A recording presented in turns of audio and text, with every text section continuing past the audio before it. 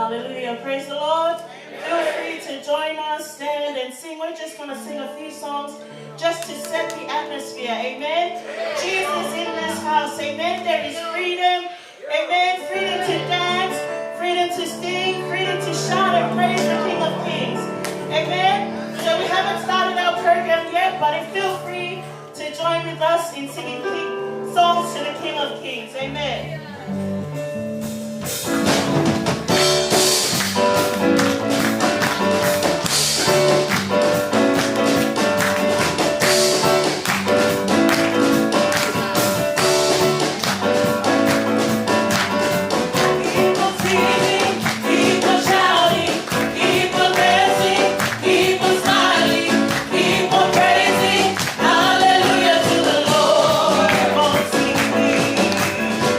Keep on singing.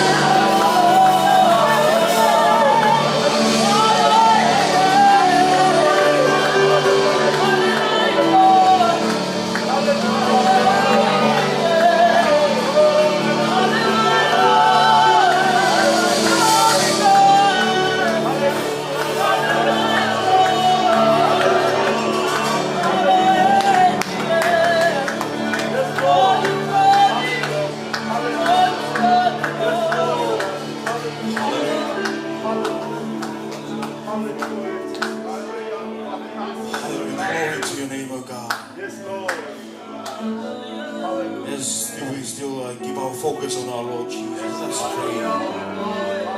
Rotonga from Mama, okay,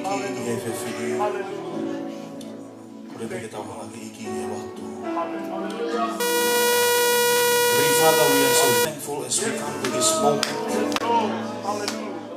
We are so thankful, oh God, that we have a God that is here to serve us, oh God. Mau formalo ke afiona e tamai ko hea ko lotolotonga e afiona ku hei e moki mamalo. O ko mau whiwhia hena ki hua. E au whii mui e teki mau tolu peke i henu moki mau tolu.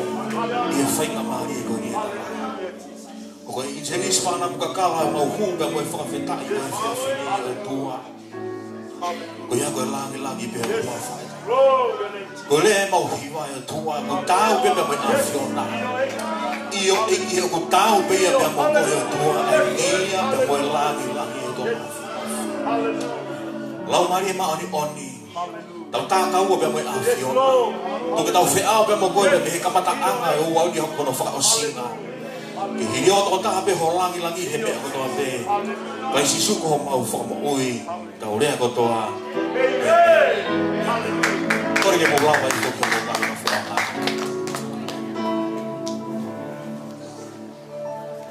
Jehovah. God is good. All the time. God is good. Hallelujah. Kung kita pas-pas ke eki Talitali na tawag tayo. Wow. Okay, heavy ko kita. Tau fiya ko i eki e tau katoa. Amen. Ko Eki anga o katoa ngake ia eki o katoa. Na mateu e tau ngahe resources ko mea kotoa. Taka ke lava mai eki o katoa. Kako tau whiwhia a kui hene lo tolo tonga kotoa. E mua ke tau rangi kia te tau. Ke whia ke Talitali whiwhi heni ai Brisbane ka uma ai executive committee. Komiti wai kau taki. Kolo ke tau fuake pas ke eki. E sila mo risi.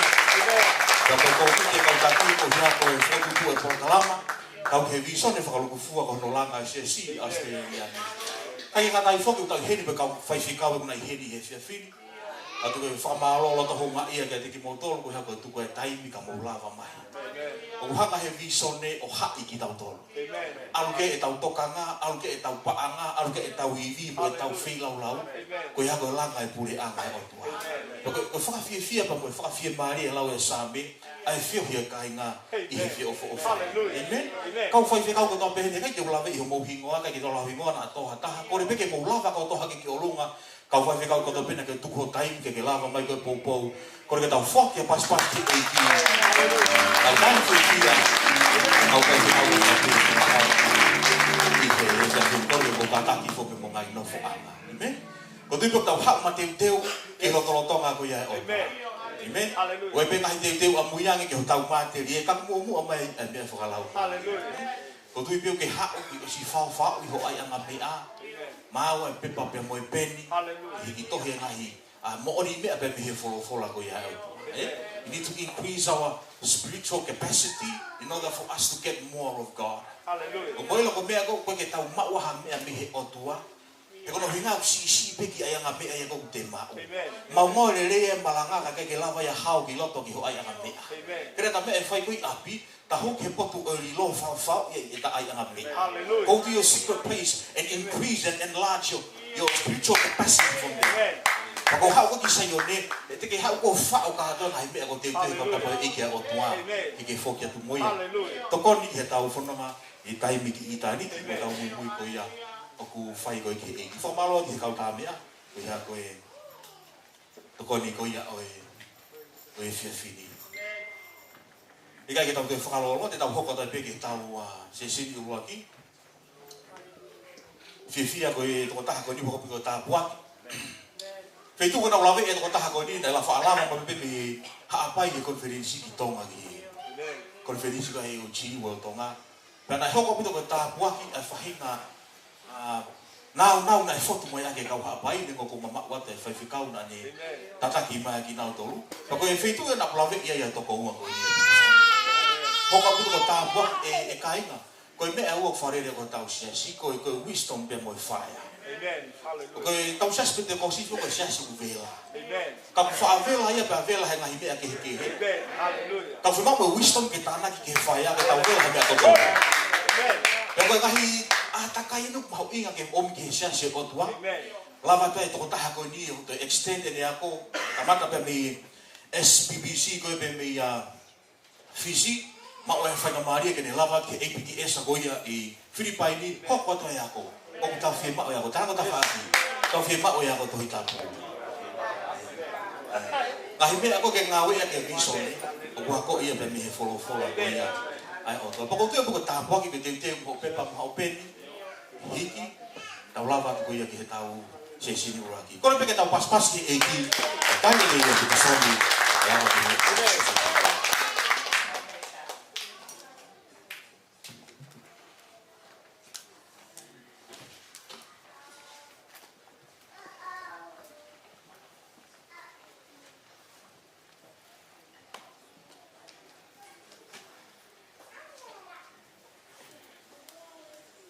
Hallelujah. Amen. Amen.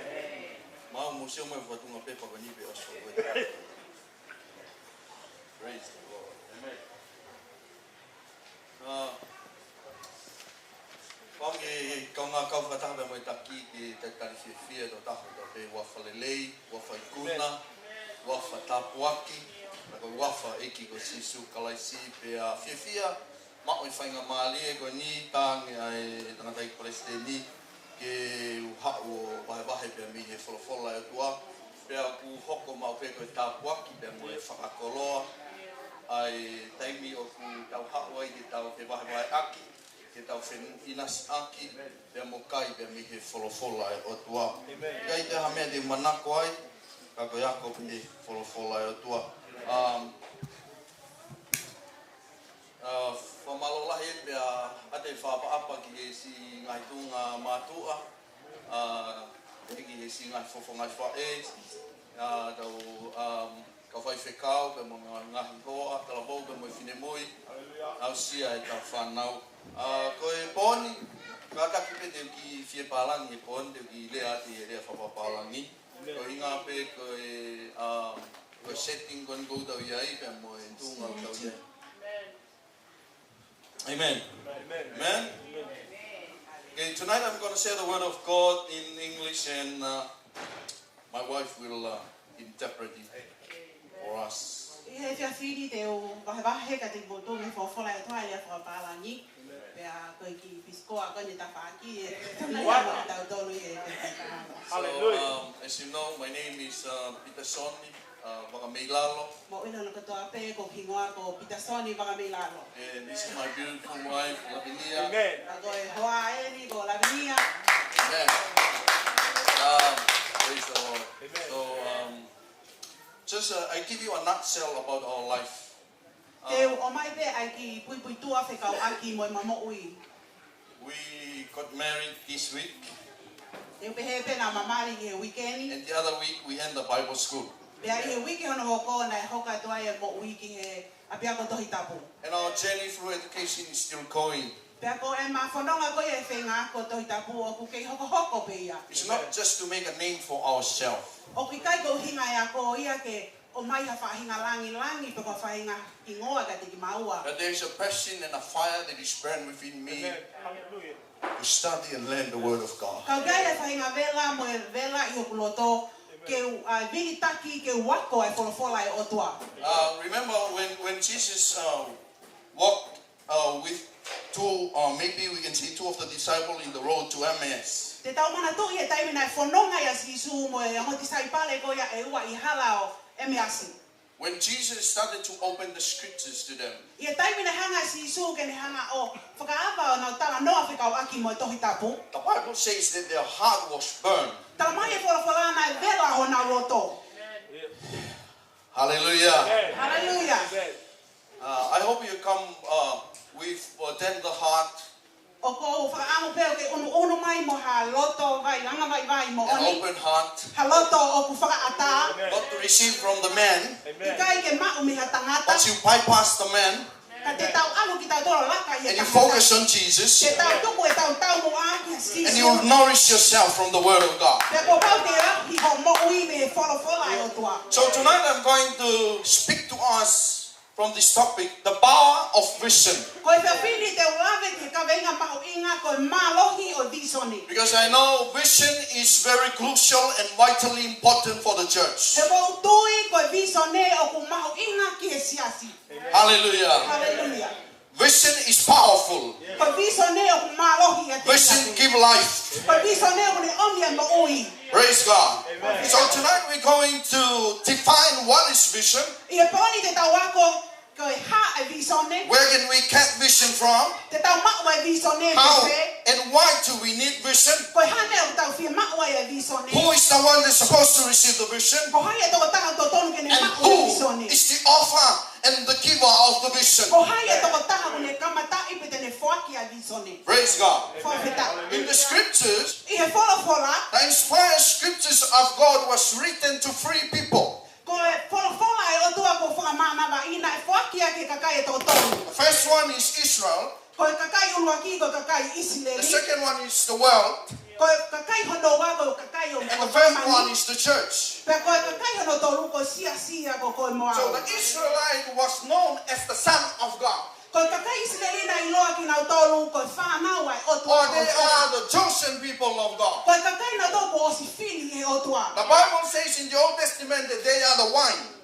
Tamai e whakamotu a Sorry. ko ki na toru ko e kakai Isileli ko kau a baine po ko ki na toru. They're known as the old branch. O ki loa ki na toru ko ngai ba a motu a. God called them as a sheep. Ui ki na toru he o tua ko e sipi. And they are so valuable to the heart of God. Kana na fu mahu inga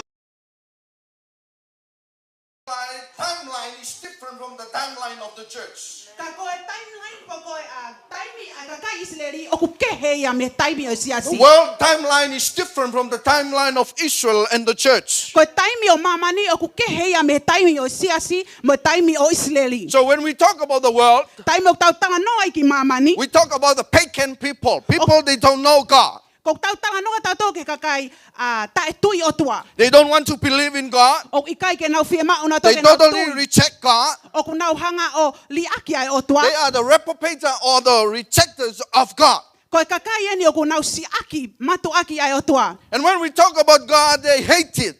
Taimi o tau tanga noa i whikau o tua o ku nau whakalilia. And that's the world. Ko mamani ia Hallelujah. whawhetai. But as we are the chosen generation, Kako ki tau tolu, koe kakai ki tau tolu kua fili. the Apostle Peter says that we are the chosen generation. Talamai apostolo ko pita, koe kakai ki tau tolu kua fili. We are the remnants of God. Ko ki tau tolu ia koe whanau hoko ai otua. Hallelujah. Hallelujah. So, the church is called agent here on earth. So koe siasi, koe ase nita uluakia ai otua i taimi o tau nofo ai. The church is God representative here on earth. Koe siasi, koe kau whakafofonga ai otua i he mamani koe ni. The word church is come from the word ecclesia Koe in fo Greek. ilea, koe siasi, o kuhau mea lea whakakariki koe eklesia. It is a people that separate from darkness into the marvelous light of God. Koe kakaya ni ko whakamawahei me he whakapouli ki he mama ai otua. It is a group of people that they turn away and renounce the world and focus on God and His will and His purpose. Koe kakaya ni ko nau si akia mamani ka nau hangatu ki he palani mo tau mua ai otua. So whatever God does, So koe mea ko tau pik whakahoko he He otua. will do it through the church. Koe tene whakahoko ia whakafou i he siasi. People, you need to be part of this movement. Siasi ko whia mao ke kau ko i he ngā unu whakatua. Hallelujah. So Hallelujah. whatever God do or does in these last days, Ko ha mea whia mao he otua ke ne whakahoko i he kuanga He will whakaosi ko do ni. it through the church. Tene whakahoko ia whakafou ia te koe. And I mo don't au know ko about siasi. you tonight.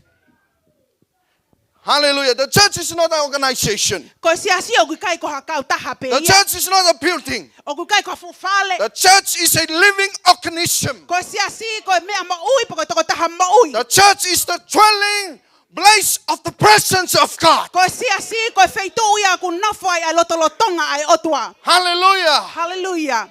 Praise God.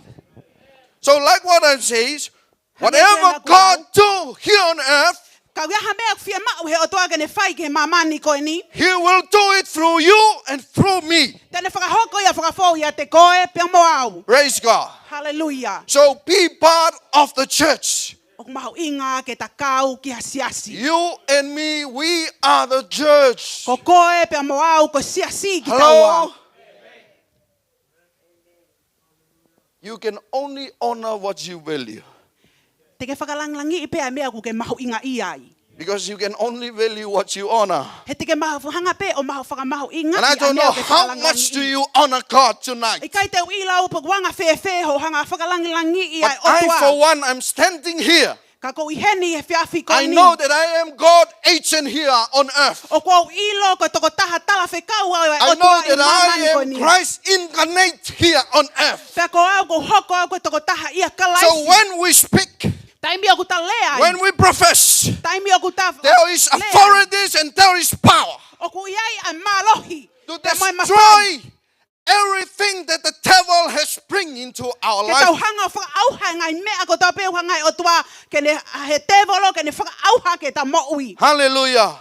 Because you are the carriers of the presence of God. He kokoe toko taha ku ke whanonga mo lotolotonga The ai church otua. is the carrier of the presence of God. Ko siasi ai otua ko ki nau tolu o ku nau ave ai lotolotonga ai otua pe te nau whanonga mo ia. Hallelujah. The glory of God Ko nau ai otua is our dress as a Christian. ko ho tau wala ia ki tau tolu whangai whakatapu ko kakai kalistiane. So the difference between the presence of God and the glory of God Ko whai ke whekau aki mo lotolotonga ai otua pe mo nau ai otua. The presence of God is a full revelation of who God is. Ko lotolotonga e o tua o whakahama he o tua ko hai ia whakaluku fua. Knowing that God the Father, the Son, and the Holy Spirit, the whole counsel of God, is coming to dwell. O kuni hanga whakahaga te tautolu koe o tua koe tamai, o tua koe alo, o tua koe lau maria manoni, o kuni hao ke nofo mo ki And you have to tautolu. put it in your mind. Whi mao ke tuku ia he o tau At the atamai. moment that you receive Jesus Christ as your Lord and Koe Savior, taimi o ko ke mao ia sisu the Bible says the Holy Spirit, the Father and the Son, they come together to dwell.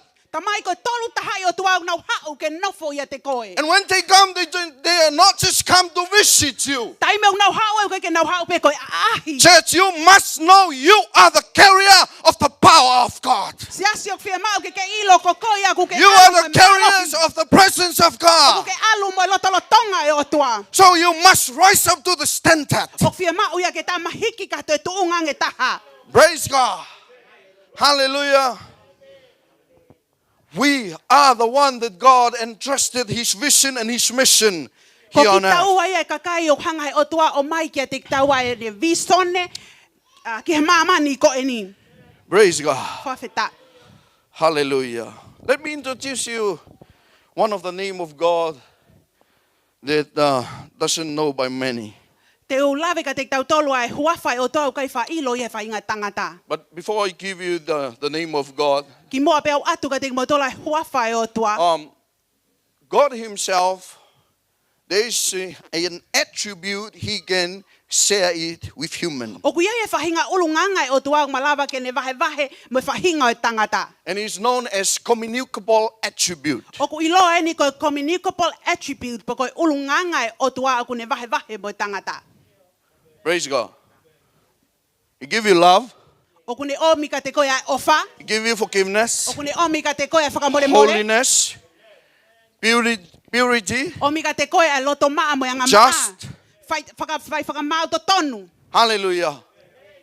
Those are the communicable attribute of God. Ko ngahi ulunganga ne o tuang balawa ke ne wahe wahe mo ki taua whahinga o tangata. But there are three attributes of God that only God Himself possessed. Ka o kui toi ai mo ulunganga e tolu ai o tua, ko o tua pe tahu ne mauia. And it's known the incommunicable attribute of God. Pe ku ui e ulunganga ko ia tawhake o te alusia ko incommunicable. Hallelujah. Whawheta. So God is the only omnipotent God. Ko o tua ia o kune mau e malohi ko toa pe. He is the omniscient God, or God who knows all things. Ko ulunganga ne ua ko o tua ne ilo e mea ko toa pe. The omnipresent God that He can exist in anywhere, in any time. Ko ulunganga fika tolo ne o tua i he feitu ko toa pe i he whahinga taimi i he mamani ko ni. Praise God. So, I want to speak to you about the omniscient God that we serve. Te ulawe ke foi ulunganga ko ne o tua ko omniscience ko It o is tua o kune iloi a mea ko toa pe. It is because of our topic tonight. Ko hinga ko tau ka veinga i he poni. So, the name of God that I want to introduce to us tonight Ko huawhai o tua ko whi mau ke ulawe ke ai he is whiawhini. called El Roi or Oku El ui- Rohi. O ku iloa ia ko Elohai. Hallelujah. Whawheta. It's the God who see it all. Ko o tua o kune afioi a mea ko toa pe. Praise God. Whawheta. And we're speaking about the foreknowledge of God. O ku tau lawe tau tolo ai ke he ngahi mea whekau aki moi o tua. God knows that you will be here. O se afioi pe o tua te kei heni e This whiawhini. vision and this program that is accomplished tonight, God already foreseen it from the beginning of the world. Kalama mo vi sone i he poko ni o afioi toka mea i pehe o So tua before the mea. foundation of the world, God already see this very moment. Ki mua pe whaua mamani ko ni ku o se afioi pe o tua And ia. you are here, A you're o sitting peheni. there, and I'm standing here. We have a purpose to do. Pa ku ke mea mai mei heni pe au i heni o ku ai e tamu ak whi mau ke ta whakahoko. Hallelujah. He is the all-knowing God, Ko o tua ia ku ne and ilo He i mea is ko the toa pe. all-seeing God. Ko o tua ia ku ne afioi a He mea ko knows toa it pe. all, O ku ne ilo i and hono He ko toa sees pe. it all. Pe ku ne afioi ko In the toa book pe. of Revelation chapter 4, Tala mai e tohi a whakahawa hono wha. you will find it in verse 8. There is 4 living creatures. Te ke sio ai he vesi hono valu ke mea mo ila lahi e wha. they have 6 wings, Ia i hona ngahi kapakau e ono. and they have eyes around them and eyes inside them. Ia i hona ngahi mata o ku atakai i haki hona o ngahi sino. Which is mean they have eyes at the back and they have eyes in the front. Ia hona ngahi mata I mua pe ai mona ngahi mata I mui. And he speaks of the nature of the God that created beasts. O ku ne whakamatala I ke te tautolo ai whahinga na tula ai o tua na ne whau ai bea ma ui koe ni. That he sees it all. O ku ne sio ke mea kotoa He pe. knows when you are faithful with him. O ku ne awhia I e taimi o ku ke whai to tonu ai Church, ki ai. God knows when you will give your all to him. O ku ne awhia I e taimi o ke ave ai ho kotoa ke te He ia. sees every text message in your phone. O ku ne sio awhia I e ngai He mea sees kotoa every ke te movie telefoni. that you watch. O ku ne awhia I e ngai whaiva. Whatever you hide from your parents. Ngai mea kotoa pe o ke Whatever you hide from your o pastor. ku ke fufu me There's whai te nothing kau. you can hidden in the eyes of God. He ikaya ha mea ia e puli ke awhia I whai o tua. He is a God that he sees it all. Koe o tua ia ku ne awhia I mea God that kotoa. have vision to see through you. O ku ia visone o tua ne sio ai ke te koe. Because he created you. He na ne whau He koe. formed you. Na ne whau koe. He knows you. Na ne mahino I koe. Praise God. Hallelujah. He's a God that sees it all. Koe o tua ia ku ne awhia I mea kotoa So, pe. the word vision Koe fo I lea koe visone. is seeing your future Ko ho sio ki ho kahau. by faith I he tui. in your own imagination. I he anga pia ho whakakau-kau. Vision begin from nothing, Koe visone o kamata mau pe ia mi he hala ata. but is always accomplished big.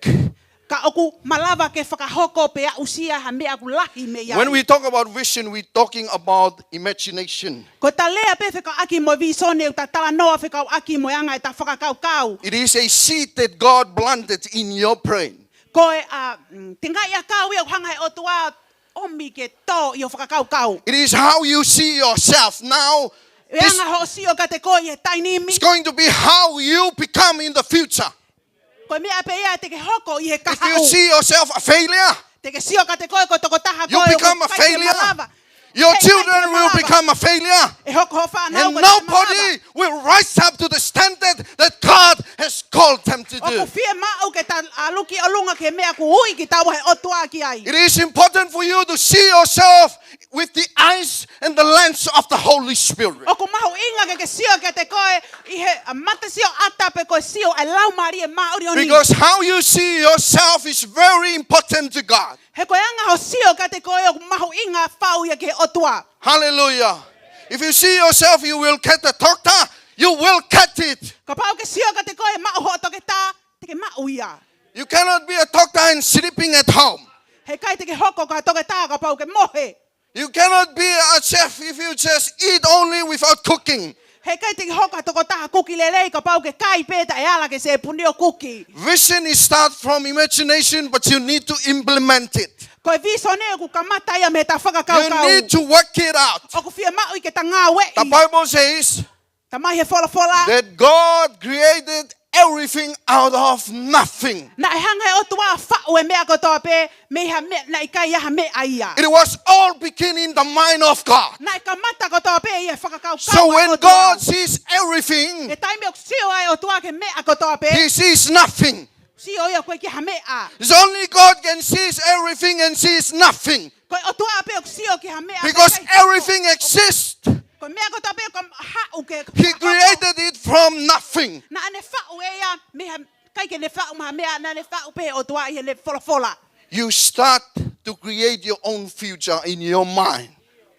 Kamata ke whau ho kaha u me he tukunga whakakau o. Your future lays in the palm of your hand. Ko ho kaha u o ki o awhi nima. How you see yourself is very important. Anga ho sio ke te koe o fu mahu inga. Praise God. Whawhita. Let's give a clap offering to the Lord. Ta whaki ha pasi Praise the ke Lord. otua. Hallelujah. How you see yourself is very important to God O ku mahu inga e anga ho sio ki te koe. and very important to He o ku you. mahu inga ki he otua. Hallelujah. Mahu inga ki te koe. Fathers, how you see yourself. Hallelujah. Mothers, how you see yourself. Children, how you see yourself. Board of deacons, how you see yourself. Pastors, how you see yourself. How you see yourself determines the result or the outcome of your life.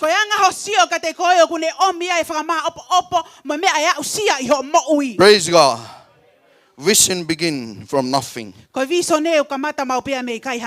So God has created you in His image and His likeness.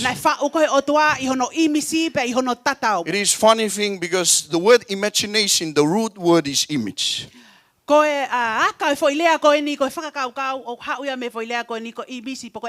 So when God created man in His image and His likeness, He imparted the nature of God into man. The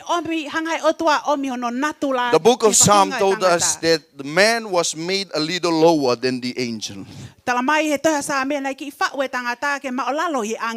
word angels in the book of Psalm is not melek. The word melek is messengers or angel. But this one here is speaking about Me Elohim. It is the name of God. So in the Hebraic understanding, when they look into these verses of scriptures, they know that man was made 1 degree off from God.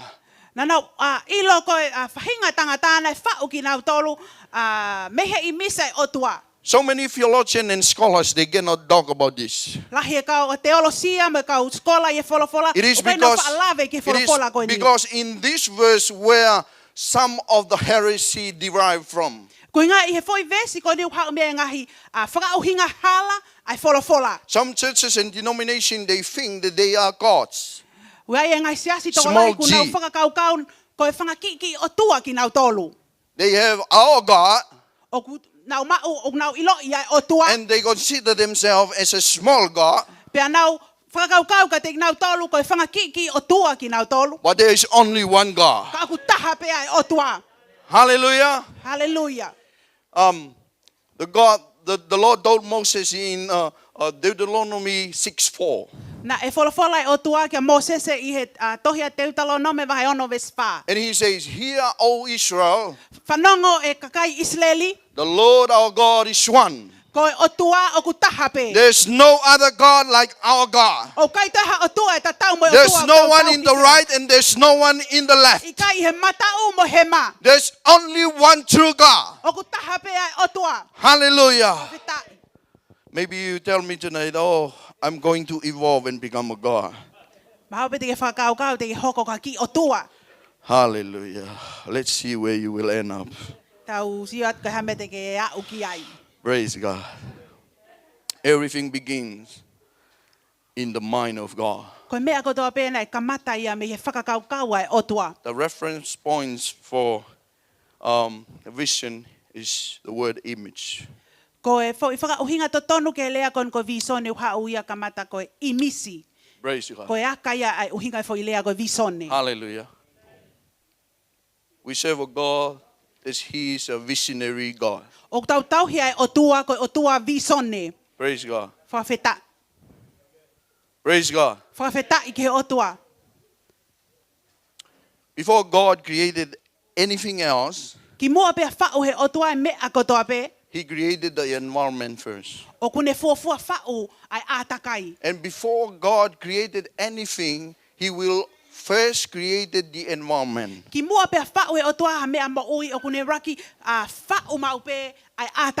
So He created the world. And He created everything was within it. And the word of God says everything was good. From day 1 to day 7, the word of God says everything was good. Hallelujah. And then He created man. See how valuable you are to God. Tau sio ki he ho maho inga ki he a whio i whae otua. Everything was good for your benefit. Na elelei ai mea kotoa pe ia ko uhinga ko koe. Hallelujah. God wasn't created hell. Nei kai whao he otua i a heli. God doesn't send anybody to hell. Kai ave he otua ha taha ki heli. People make their own decision. Whai pehe kakai e nau And whili. if you're sitting here, Ka pau oku ke mea i you heli. say, how come you say your God is a loving God, but why people die and go to hell? Anga whewhe ke tau pehe koe otua ofa ka alwe kakai ki heli. The decision is lying on the palm of your hand. Koe whili o iho o au whini Choosing mate. life and death is in the palm of your hand. Koe whili a ko vi mo lelei o iho au whini mate. Hallelujah. Your decision today Ko ho whili e aho ni. determines your future. O kune hangai o vavalo iho o kahau. And if you make a wrong decision today, O ka pau o hala ho whili e you're aho going to ni. destroy your family. O ke wha auha ho whamiri. You're not going to destroy yourself alone. He kai ko koe pete ke auha. Parents, if you're the father of the house, Mātua ka pau koe tamai koe o whale.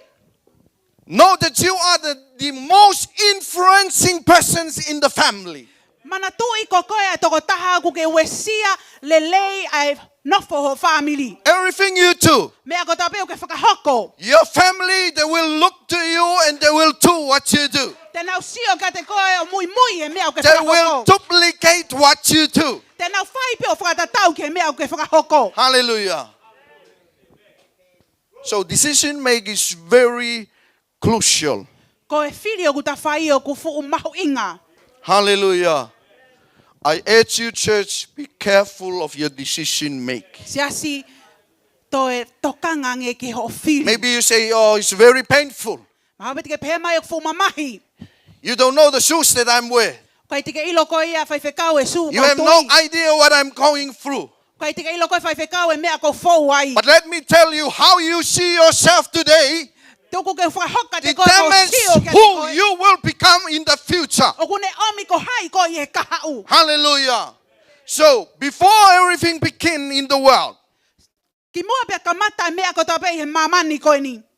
God was seeking to duplicate himself here on earth. Na e whakasio e o tua ki ha mea e malava ke toe iai hano tatau i he And mamani we koe hear ni. from the word of God that God created man after his image and his Ke tau likeness. sio ne whau he o tua e tangata i hono imisi pe i hono tatau. So whatever could that come from the throne of God, Ko mea lelei ko tape hau me he talonia e o he tua. invested and deposited and downloaded to man. O kune hanga ave ia Fe'ofa'aki i he tangata. He gave dominion and authority to man. O kune ave a mawhai mo malohi ki he whahinga tangata. And he gave man vision. Pea ne ave ki he tangata a visone. And here is your vision. Pea ko ho visone Look ni. after the curtain. Ne ave kia- Multiply here on earth. Ne ave kia atama ke toka ngai a ngoe i te ni. Pea ke hoko foki o whanau i e mamani koe ni. But there was one mistake they made. Kana e taha e po i tangata ana na whakahoko. God told them, don't touch, thou shalt not eat from the forbidden tree. O wana mo wala ki he fuakau o ilo e lelei ma kovi. The day you eat, Koe aho ho o kai me ai. you will surely die. Te ke mate. Hallelujah.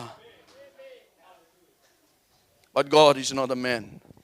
Koe o tuau koe ka tangata ia. Even though we sin, Ne ongo e tau wanga hala. God already know that you will mess up first before you become who you are today. Os ilo pe afio i o tua ia te ta feto mokake ta moui. Standing behind this pulpit, preaching the word of God, I wasn't a perfect person. Ko tu ati mui hani e pulupiti ne kai ko toko tahau ia nei hau hau. My life was mess. Ko ko moui na e kovi au pito. The devil, they do whatever he wants to do. Nei whakahoko he te volo e ne tau mua ke kehe ke But ko there moui. was a time I met my Savior. He restored back the image that the devil is trying to steal. And he gave me the dominion and the authority. And I'm standing here, witness to what God is doing here in this place.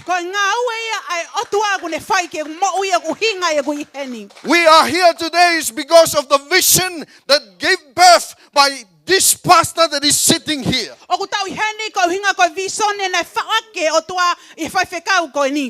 He conceived this idea from God. He received this revelation from God. And let me tell you, church, vision in the church is only one vision in the house, and the vision that is only come to the man of God himself. We serve a God. We serve a God. There's no confusion in him.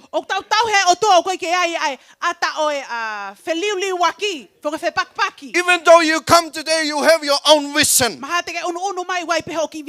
Father and parents, it's important for you to have vision for your family. Young adults and young children, it's important for you to pursue your vision. But every vision must submit to the vision of the house. Because the highest authorities is given to the man of God.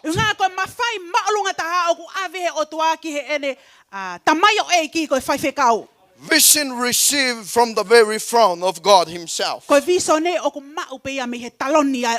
Hallelujah. I think I will end with my introduction. This is just my introduction today. Hallelujah. Preparing different teaching for tomorrow, but who knows, we might continue this one.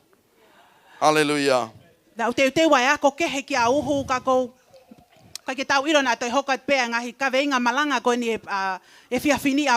going to go ahead of myself today.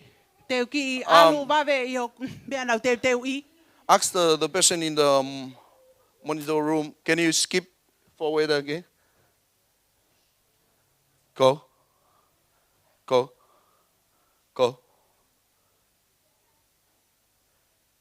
Let me this is going to be our last point of discussion tonight. There are two types of vision. They are biblical vision. Vision that found only from the Word of God. It's not from any human theory. Not from a philosopher or a well-established man. The vision must come from God himself. So the first type of vision we can look at is the kingdom vision. Hallelujah. The kingdom vision. What is the kingdom vision?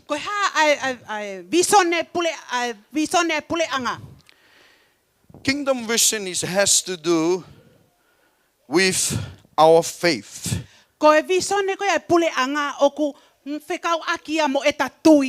Knowing that the king of the kingdom is here and now. And whatever you believe and you agree with your spirit and the spirit of God, the king of the kingdom is there to accomplish it. Hallelujah. So Hebrew chapter 11 verse 3. If anybody here has any other Bible, I don't want to miss my Bible.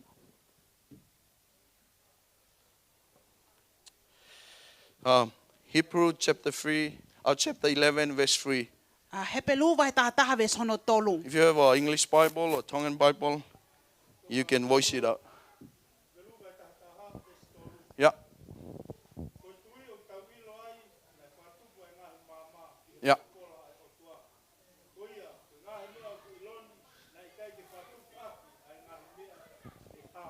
Praise God.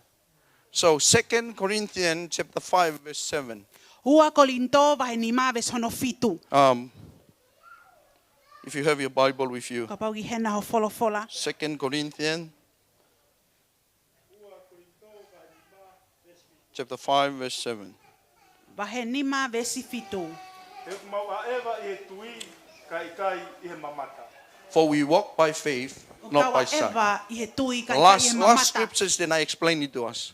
Ko folofola whaka osi. 2 Corinthians chapter 4 verse 13. Ua Korinto vahe wha ves hono taha tolu.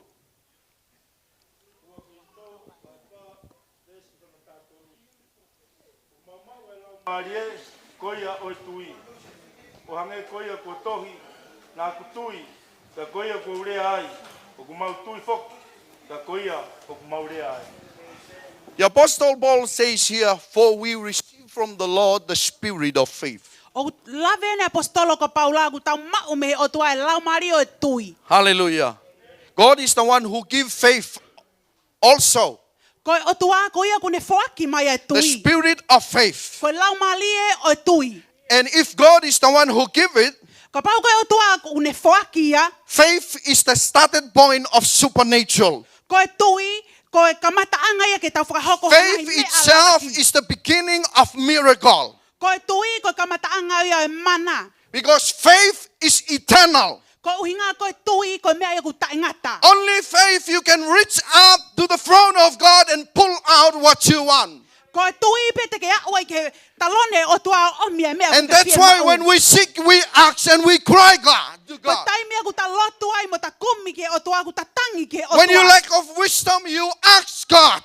Ko tai mea kai ke ta mauai ai poto o ku ta kole ke o tua. When you lack of vision, you seek God. Ko pau kai ke hau visone ko mea ku ta So kumi ke o kingdom tua. vision has to do with your faith. So ko e visone whakapule anga o ku whengau e aki a moho Because tui. faith was given by the king of the kingdom. He koe tui na e whaakia e tui o e pule anga.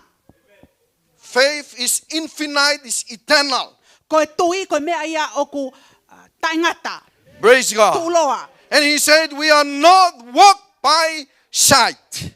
O ku ikai ke ta a eva i he mamata. The word sight here in Greek is talking about our five senses. Koe uhinga koe ni i he le whakaliki a eva i he mamata o tala noa ia ke tau ngahi ongo la lahe nima. Hallelujah. First one, Uluaki. let me test. All five senses. Ko he ta ngahi ongo la lahe First nima. one, your feeling. Ko ho Your ongo. What else? Your taste.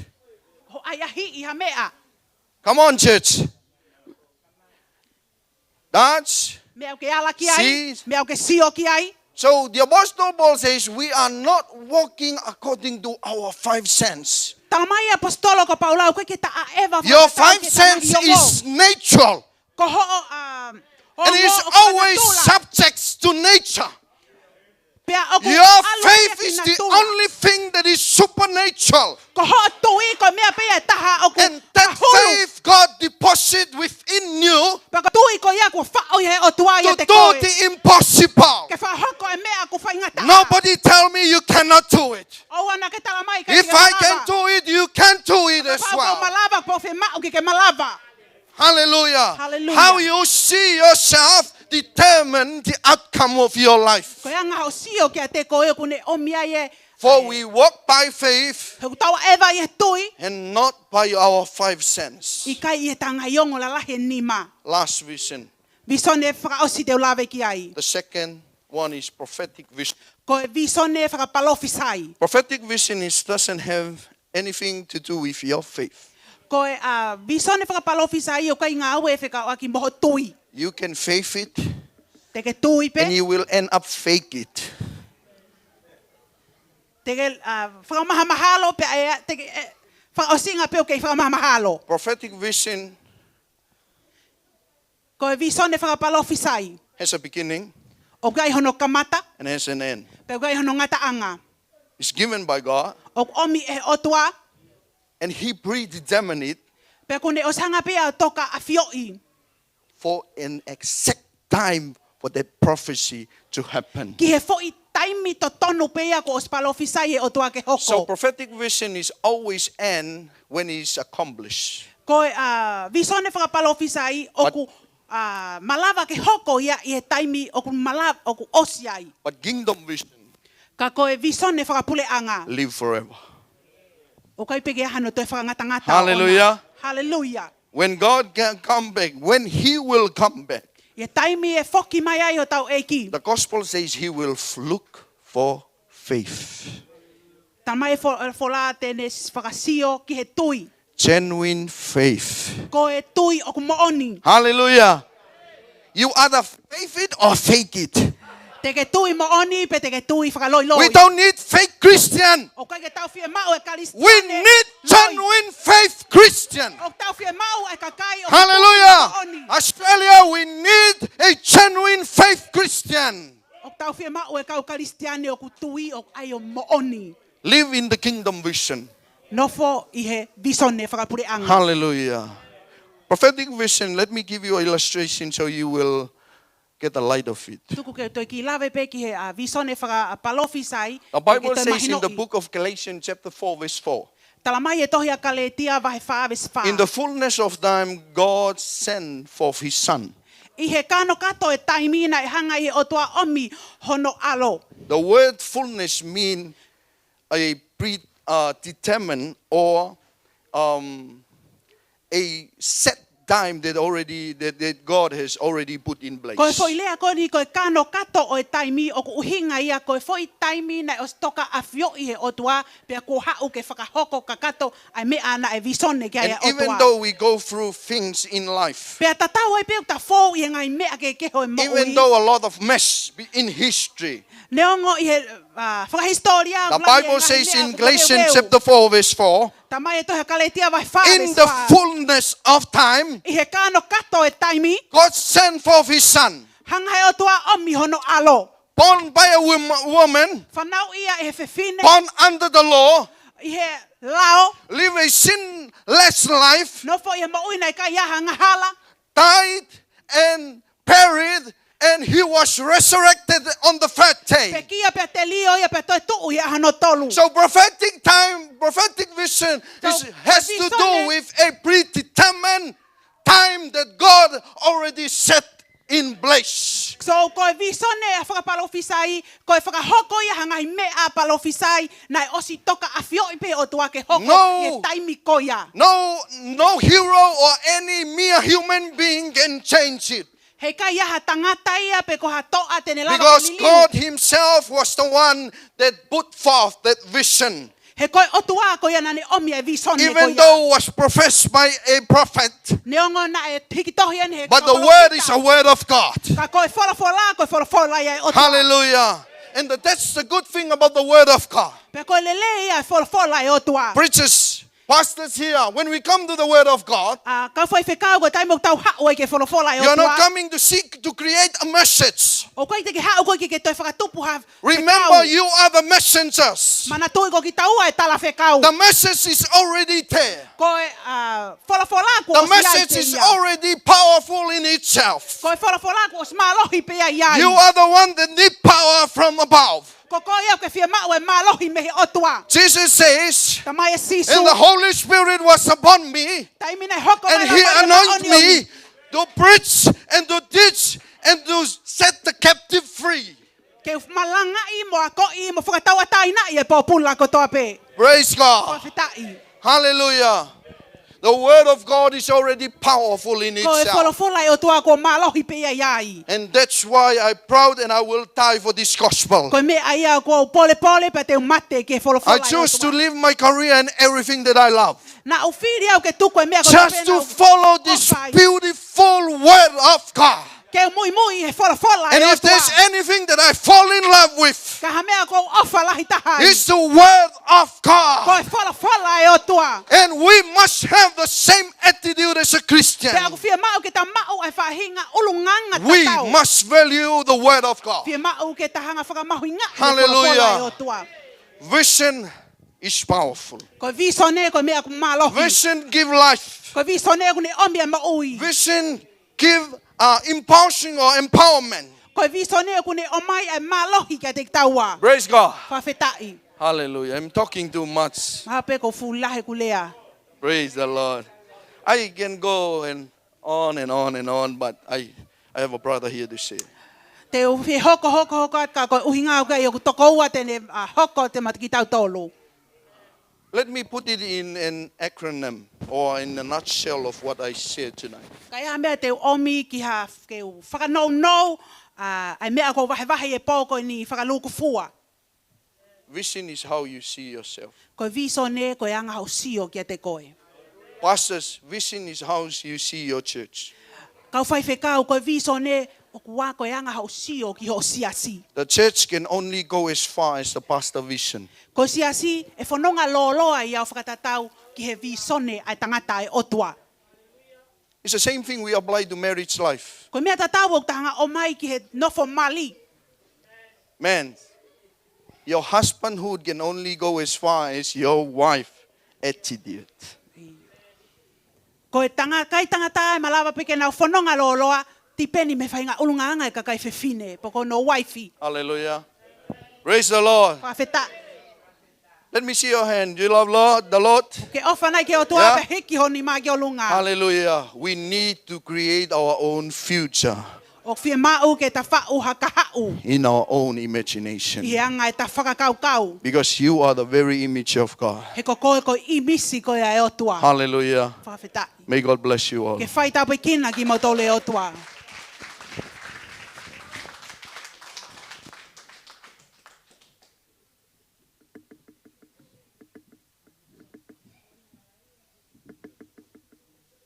Amen. What a powerful word of God. Talangi ko tafa'aki. Very powerful. Amen. Oku fefe hake tau ngahi ayanga mea. Me whonu. Peu kito e lahi pe. How is your spiritual capacity? Is it up to the full or not? Te lahi pe. Tau manatu ke whangi telefoni ko Siasi. Ai ko e memory ko e CPU. Central Processing Unit. Kone si ko ya, kato hua ta me ake ku hatete ia. Kake fima pe kare si dane ani. Ko mere vai fai tato ku memory card ku lahi u whakahu ki loto. Kala wa te wha ma me ake lahi ange. Ai ku tato ngai ahoni, whakalahi tau ke peseti ke lahi. Mai malanga on pilot. Ko tonga ko niu te mai ai ki whanau. Fa fikau vai ola ke nau whakahoko mai ai ki foi ai te meta. Pere tau toki hoko atu ke tau Siasi no hoko. Ko ria whakapaspas ki eiki. Hallelujah.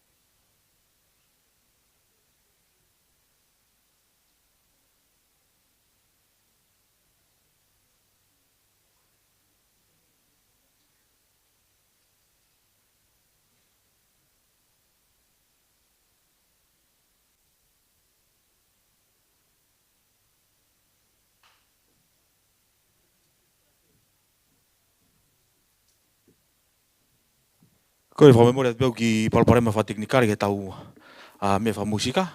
Ko e memoria te ki whanau mo katake o la watu. Toki hoko atu e tau ai te mi e hiren ko ia ai Siasi ni hono ua. Ko e peo ki whawhau e tau ngahi mea koto ape. Ko re ke tau paspas ke eiki. Amen. Talitali ai speaker hono ua ko show ai nuu. Ke ne rea ma ki tau tolu pe mea wholofola ko ia ai o tua. Amen.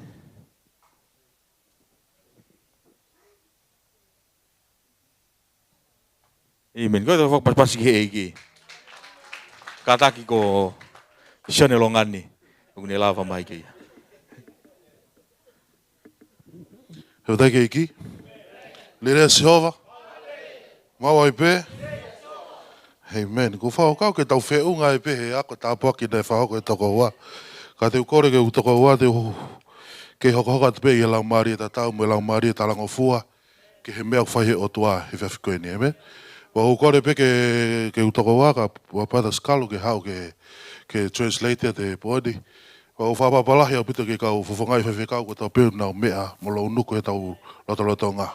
Ko ka kai nu na fata nga hi fatongia ko ta pe tau o tau hene ai ba fa mo ke tau pas o fa langi ai ka tanga ta mau inga ko ni kai mo ai ta fa pa lo nga o tua amen ko le ta pa ke pito fe ka u fa ma bimba ko one of the blessing words that the pastor always speaks to me ke o na ngalo ko au ki asi pe to always not forget that I'm only a donkey.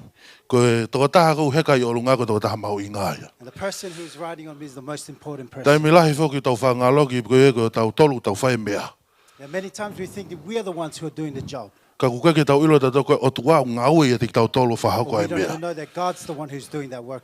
Amen. For us. Amen. Ba lunga ko ya fe mau ke tau mana tu i ma be time ko to pe ke wa he me moani pe ke tafia fa loto pe ha fa nga mea. Mana tu ko to ta he kai ko to ta mau inga. We must always remind ourselves that Amen. God is the one who's doing the work through us. Ko re pe ke hufanga e ngai fa tap ko to pe ko o se tu me no fa ki me feitu uni. I want to acknowledge all the respects that has been brought from this platform. Fa pa pala hi ki ke tangata ki fe ko Palestine ko hi ko ne o me fa nga mari. Pay my respect to the Mr. President for the opportunity. Hange ko ngai lea ki moa ko ke mau inga pe ko hai au ya. Like I've said before, it doesn't really matter who I am. Ko au ia ki to ta no molo pe hange pe ko koe. I'm only a normal person as you, Ka ko to ta ko fa mu ke fa me mai o tua. but I'm somebody who wants to do something for God. Amen. Ko ke uinga ke o ke he me koe. It's not because I'm different from you, Ko ke uinga ko lava te fa nga me ma ke me te koe. or that I could do anything different from you. Ko au ki to ta ko ki asi pe. I'm only a donkey. Amen. Amen. O na lotu lahi ke e ki he weekendi taimpe na tala mai e fe kau o ki kau he programa weekendi. I sought the Lord when the pastor told me that I was part of this program. Ko hae ka venga te ule ai. And I was thinking, well, what theme am I going to speak from? Wa o sio o tama fe kau o vai vai ai fe kau Peter Sondi. The pastor said that Pastor Peter is going to share. O te whiwhiri wa mai, tataru ke tuku pe ke he whai kau ke ne hoko a te mai tau tolu. And I thought to myself, let the pastor do it by Ka himself. mahu inga o pito pe tarango fua. But it's very important for us to be obedient. Ko e naulot ke eki mai ko haka venga ke he ke malea he beme ke he ke uhi ko tenga mahu inga nu tohe aho ni. And I asked God to give me something different so we can speak from different areas. Ko veteki ko wholofola o swhai he toko ua. Breaking up the word, the brother's already done it. Pa ko whaamu pe ke mua ke ulave ke ka venga ko nu whaampe ke tauloto. But before I share from this, let us pray. Tauloto eki mo whaamalo ka te koe. Ko o tua koe ke tatau me ane a fi a honi pe te ke pehea pe o tae ngata. Ko o wholofola ko e fufunga mo ui ke te ki mau tolu. Pe koe matawai o tafe maari me te koe siso. Wa hau ke te koe tanu ke puri ki mui o tamayo e kika tuke mua e wholofola a Fiona. Tuke mau kai me inu me ai. Tuke ke mau wako me ai pa tuke ha mua e lotolotonga a Fiona siso. Ko ha me te mau wako pe to ha me te mau sio ke pe te mau acknowledge e aha koe ni tupe ke lang ia to taha pe ai whina ngalo mo tau mua maa ni one a Fiona. Ia wafa te o sisuka a isi mo eki. Amen. Ki mo ke hoka to ko ko hinga ko tso ainu ko tama mata rere ko tama papela ko tama ku tare ni. Before I teach to us, not Joe I knew. Joe I knew is a very good-looking man. Ko hinga ko sun longani ko lele me me fatai mo folaha. My name is Sean Longani. I'm coming from Fatai in Folaha. O ha u ni I he funga pe feinga. And I'm just here only for striving. O tama fo ke fola ko me ko to pe finga o ak ko to pe ke lele ya ki na tolu ofa ke te ya. But the Bible says that everything works together for those who loves. Ne ke fa amana ki te tuat me mo me ho ko se vanit ke te koe. I didn't know that I was going to be a person who was going to speak to you. Ka As ko a fam servant. ke lia o ki lalo fangalo ki au ka tuke mo pe iko But I want to forget about myself and let God be glorified. Ke he ne ke talatu na wako I fe mo fe. I'm not- Ele ya pito pe ako. I'm not here to tell you which school I went to. Ka ko I to ta hanga au e pe. I'm only a worker. E fe fidi ko fa ampe ke Ko le whamai mora ka te koe nā ke pehe ko step atu holaine. Tonight, I just want to apologize in case you think I'm stepping over the line. Koe ka venga ko ko whamu ke tāna ke how to start a church. I'm going to talk in this theme in how to start a church. So koe hanga whewhe ho ka mata e siasi. How to start a church. O ilo ka ato ke kau tangata koe nino tau tuku na o spate professional open on a tolu on a whai ngāwe koe ni. I know these men here who sitting in the front has a lot of experience of Pako doing paupe this ke nau job. hao tala mai ke te tau tolu paupe ne tafe ki pupuha. They tell us that there's a bit of sweat that fell, Ko pau ke whai e lotu lahi au a pito. lot of prayer, Pau ke whai e whai lau lahi lau au a lot of pito. sacrifices, Pau ke whai e tangi mo ui ke eiki. a lot of crying and calling out Pako to God. whaamu ke whakahaga te ki tau tolu e whiawhi koe ni. But I want to let us know Ke tau ilo o kuiaia to koni mahu inga e o tuaga te ki tau tolu ke whakaha ue to wholofola know o that tua there ke is whanua an ko tau. important help of God to Ko get the word of ko God. siasa o tua, The church of God ko va ia e ko speria o tua. is the wheels for the gospel. Ko siasa o tua, The church of God ko ia whaia e whawhanga i whanawa o tua. is where we feed Ko the children of siasa o God. tua, The church of God ko e whai tuu ia o kuo ia ke mo i whakalau is maria the te place whakako where we tope. lift up the Pakapau- spiritual lives. Ka pau ko e whakaamu ka whai tuu ke tō tengai, And if you want a place to tō sow tengai seed, siasa o tua. sow seed in the church Ko of God. siasa o tua tā mai ko e sino ia o tua. The church of God is the Tā body mai of whora e Christ. whoki mai ai o tua ke siasi ai o tua. The Bible says God will come back to his E kai church. ke whoki mai ka tō tahape. Won't come to one E kai person. ke whoki mai ka whai whekau Won't pe. come to only a E pastor. whoki mai ia ke siasi ai o tua. Come to the church of Pako God. e siasi ai o tua ku mahu inga ke tau toka ngai ai foundation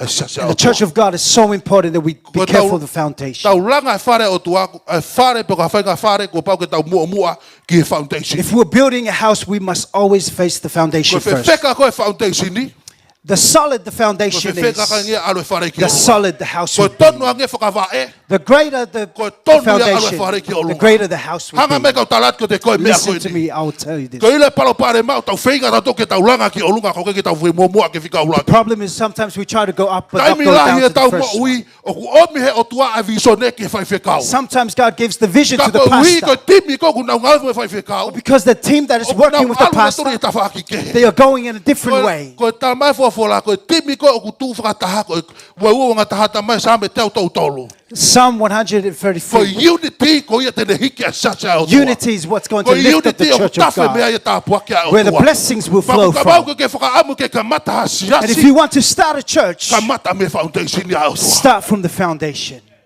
Amen? Amen. Whaamu ke wako ke te ki tau tore pu whawhikoe ni. I want to teach to us in this evening. Tala mai he whora, tohi koa Mātiu, The Bible says in the book of Matthew, tarange sisu ka pita. Jesus said to Peter, Ihe makani, upon this rock, te ulanga hoku siasi. I will build my church. Tarange sisu teu, Jesus said, I te ulanga hoku siasi. I will build my church. Ke ilo e palapale me ngai aho koe ni. The problem Ku today, whainga a kakai ke na ulanga siasi a o a tua. lot of people try to build the church of God. Whaamu ke tau whakafoki ki tau tau ke wholofola o tua. But we must take ourselves to the Tuku word ka of God. sisu ke ne whai ia langa Let siasi. Jesus build the church. Tuku ka sisu ke ne se tae siasi Let a o Jesus tua. be the He center. ke ilo e taimi lahi ku kove a tamai e whai whekau. Many times the pastor's Ku whaka confused whakatapu. Ko uhi ku ha. Ngalo ia ko ia ko tō taha ngaue. Ka ko sisu ko tō taha langa ia. because he's forgotten himself that Ko he's just whaamu only ke a whakaloto worker. lahi ke toko taha ko te teo ke ne hoka te ngāue. I want to encourage the person who's about to take on this road. Ko ele tala no ne tāpa ki ma peha kulau maari e. What has always blessed my spirit Ko ala e palahame mo lote na tuu. Pare tange e palahame ka lote. Lote whiri koe. Abraham and Lot came in, and Abraham said to Lot, you choose. Tahage e sio alote ki he toka lelei me lan mata. Lot looked around at all the green pastures, Pane whiri e ia toka lelei. and he took all the smoothie Ka area. aloa e palahame ki he mo unga me toka kovi. And Abraham took the roughest area. Na ke tāpua ki pe o toa e But God palahame. still blessed Uaki he Abraham. kai ko ia ku ne whai e a ngāue. One, because he's not the one who's doing the work. Ke mahi no ia ni ko tāpua ki ko o tua ko heka ia e palahame. The blessing is the God who is on Ka Abraham. koe whaamu ke ka mata hasiasi. If you want to start a church, Tuku a sisu ke heka momo ia te koe. let Jesus Tuku a ride sisu on ke you. ne langa ia siasi Let te Jesus koe. build the church in you. Amen? Amen. Tohi ka mātiu wa hiwa veso na tau nima ke tolu walu. In Matthew chapter 9, verses 38 and Ke ke 39. whaamu ke ulau ko uhi ulo loa tau iedi. I don't want to read it, it's a bit too long. Whaamu peke ke tohi pa ke alo lau iapi. I want you to write it down and go read it. But it's up here anyway. Tala mai matoi ka mati o kuhina ha tau ka ha tosi e ka ngawe. Matthew says the harvest is plenty, but the workers are few.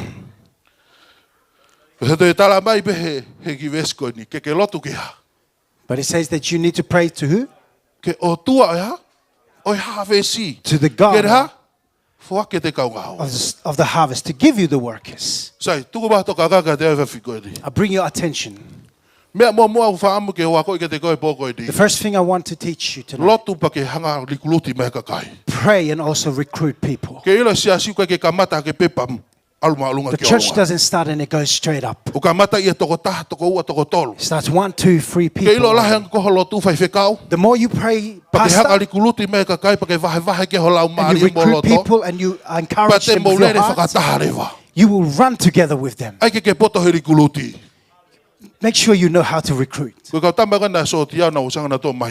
Those soldier people, they already know this. They bring people who has a heart that is willing. In Tonga, the soldiers, when they recruit, they must sign a piece of paper. And when they sign this piece of paper, it means that you're already ready for everything that you're about to face. Pastor, pick only those who are willing. Who are willing to walk together with you. Who are willing to go eat salt together with you. Who are willing to kneel down together with you. Who are willing to cry together with you. The problem right now, we only pick whatever we want to pick. And the only people we have picked comes around and starts stabbing you. But I want to encourage you. Pray to the Lord. The Lord of the harvest. The Lord of the harvest. So that He can give you the same people with the same heart to stand together with. Amen. Amen. A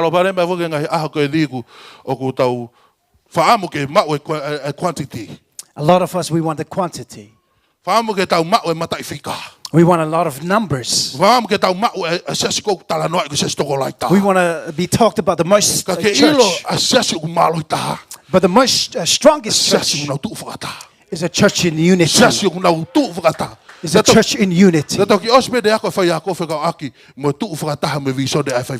teacher has just taught about how we need to stand together. A lot of people are just trying to look good. But I want to speak straight to you. To start the church of God, you must start from the foundation. We know that many people come with different attitudes. But it is the master to understand them. But it is the master to stand together with them. But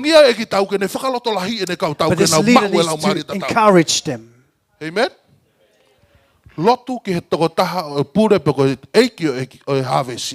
Pray to the Lord of the harvest so that He can give you good workers. You won't get good workers by your own choice. God told Samuel, your looks is on the outside, but I am God who looks to the heart. The only good person is the person that God brings.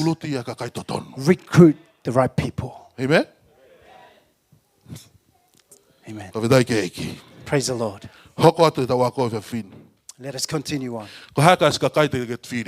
What kind of people are you going to choose? People who are very hungry. You know when you're very hungry? You don't care about what's in the table. The moment you get there, get it and you're eating it.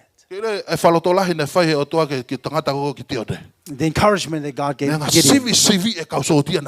He tested all these soldiers. He tested all of them. He tested them after testing. He got to the last testing. He said to Gideon, whoever's going to drink like the dog, that's the person I choose. We only choose outside. Pa ko hoko re vai palo pare mai siasi ko ui ko ha ko tau sivio ngata tua. And the problem happens because we only test from the outside. Tala mai he folofola. Lotu ke toko taha ke eki havesi. But you need to pray to the Lord of the house.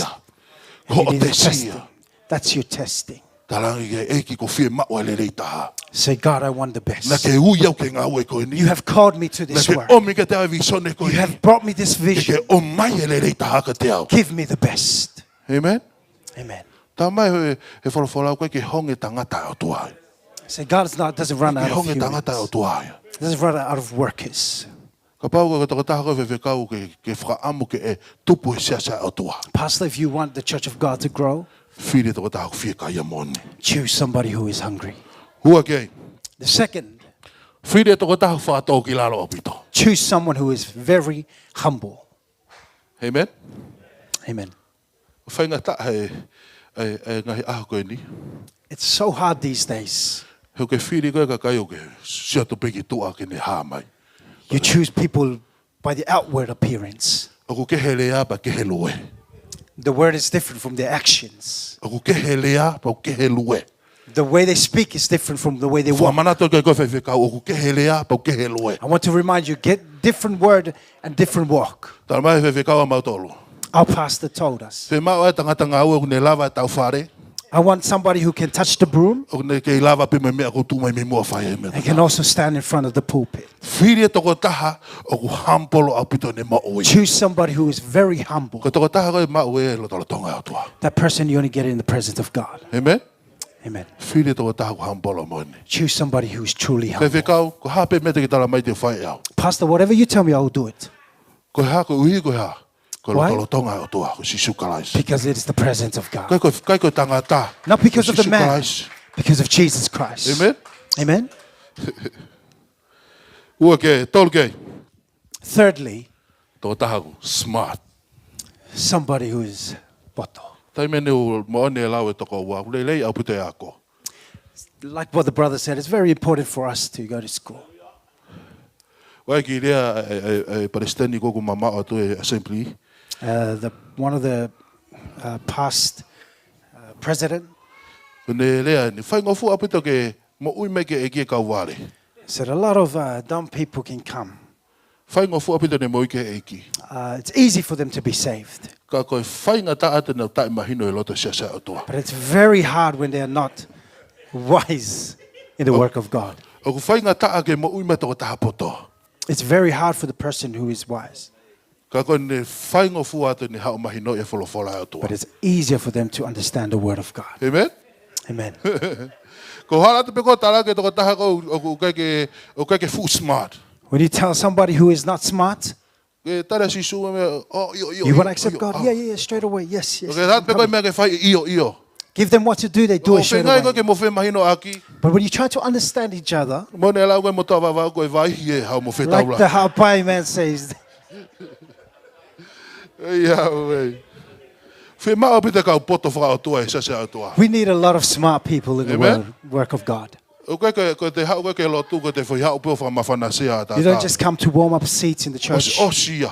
That's Osi finished. taimi whaka mawhana sea. It's finished. Ko taimi ni ke hako ke poto me lotolotonga o tua ke tataki e wholofola o tua. You need to be wise from the word of God. Ko waka o tua he ke alu pia pa itself. The word of God is not going to go itself. A whe mau e kau poto ke nau lalaka i waka. We need smart people to go. Amen? Amen. Ua koe whaosi. And lastly, Tau tupu. young people. Pe ko toko taha kou ke o si mao hoa, pe ko ke tau taimi nihi koe kau tamako nau ke iki o te ki smart nge nau whaukau. The young people, they're very smart. Kau ki whakapoto nge whaukau kau mātua. But the adults are a bit more wiser. Koe mea ne taha ko kai ke uhi ke uhi ke whaiwhikau ke olua. I'm not trying to lift up my pastor, Ka ko uhi ko fia ko uhi ko ne whi mangau ake ki sisi i ko au. but because he wants to use someone small like me. Ko uhi ke ne whi mangau ake whakatoko ua mau tu whataha e ko He sisukarai. wants to use the brothers that we stand together in O ne Christ, sio ke mea ofa o tua pau ne tukuange ke naulalaka. who sees the gift that they have and allow them to Ke walk iro e in it. ki ke siasi maalunga bu siasi lelei taha. The key For a great church. Uraki peka lotolotonga o toa mone folofola. First is the presence of God in His Word. Word. People who are wisdomly with the Word of God. Everything will always bow down to the Word of God. But I want to encourage the young ones. If there's a calling in God for your life, stop wasting time. Move to the team of God. Amen. Amen. I was 16 years old and my parents told me to go Bible college. Went to a place where I've never been there before. But because my obedience and the call of God in my life, I had to go. I went and I cried and said, God, I miss my parents. And I stand here today and I see what my parents done was really true. That's why I'm standing here today. I support my father at home and also my father. And I know how to be humble and let the man of God become first. I know how to stand together with the pastor. And I know how to work under the pastor. And I know how to take his back. I know how to give him water. Because of the seed that has been planted and the call of God. Young people and adults, teach your children to move to the good work. So the good work is somebody who's willing to go to work with God. You can get many things from other different jobs. But the prize and crown that we are waiting for, what we're doing today is just going to end here. But the work that we need to go after this life is the crown being placed upon you. Say, come on, faithful servant, hard working. Amen. Amen. The second point, moving on to the to seek God's ideas. To seek God's ideas. Many times we have good ideas. And the ideas that your team has is pretty good. But it's important to be put God's idea first. Many times we fail. Like I've shared before in our conference, my father's a very hard-working man. The only thing I know about him is going to the bush and going to the work of God. But when he goes through something, he cries out to God. And the words that he tells me, it is important to put God's will first. And like what the brother said before,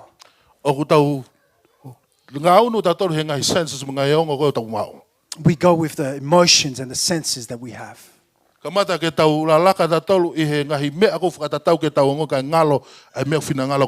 We sometimes walk according to our five senses and not the will of God. Maybe you can't share like all the other pastors. But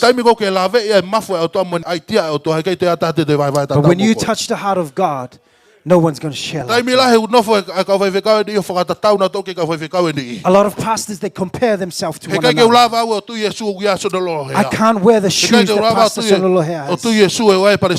Or the president has. Or the assistant. Or the pastor. But I can wear the own shoes that God has given me. That shoes is only fitted for me. If you stay to the ideas of God, we will be protected. The pastoring is starting a church. I never think that people talking about you.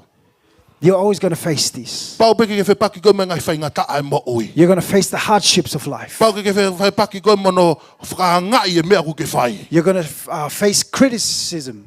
Ka ko whaam ke utala ke koe taimu ke nofo ke idea ai o tua. But when you seek God's idea, Ka pau ke nofo ke lotolotonga ai o tua. when you seek the presence of He kate ke God, toi tokanga koe ke lea mea taha mo ta you whaki. won't worry about whatever's been told Mo ne inside. lea koe mo tua e wahe koe ke ne mai iha fui mā ke ukai. And like what the elder man said, they don't bring me bread to eat. Mahu inga taha pia lotolotonga au tua mone idea. The most important thing is the presence of God. Amen? Amen. Mahu inga pito, taimu ko ke kume ke lotolotonga au tua. When you seek the presence of God, Lotolotonga koe ni o siai ho timi. right now you have a team. Koe ka matai no siasi. That's the beginning of your church. Pa ke mai rewa ho timi mo taut whakataha mo nau tolu. And you bring a team and you sit together with them. Pa ke vahe ho lau maari e ke te nau tolu. And you share your heart with Pa them. ke tarange ko kuanga ku loto mo whakaamu me o tua. Say, this is my heart and from my mind from God. Ka ko whaambu ke ta kaunga lotu whakataha. But I want us to have the same heart. E tala mai whawhala ku whaingo fua ke paki e wakau e taha. Say, because it is easy to break one Pe stick. wakau e ua pe tolu o te whainga taange.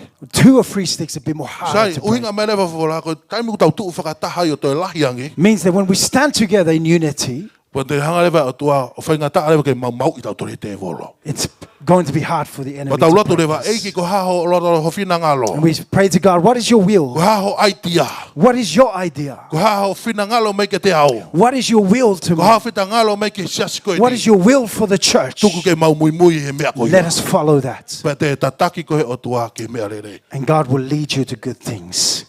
Amen? Amen. Koe siasi.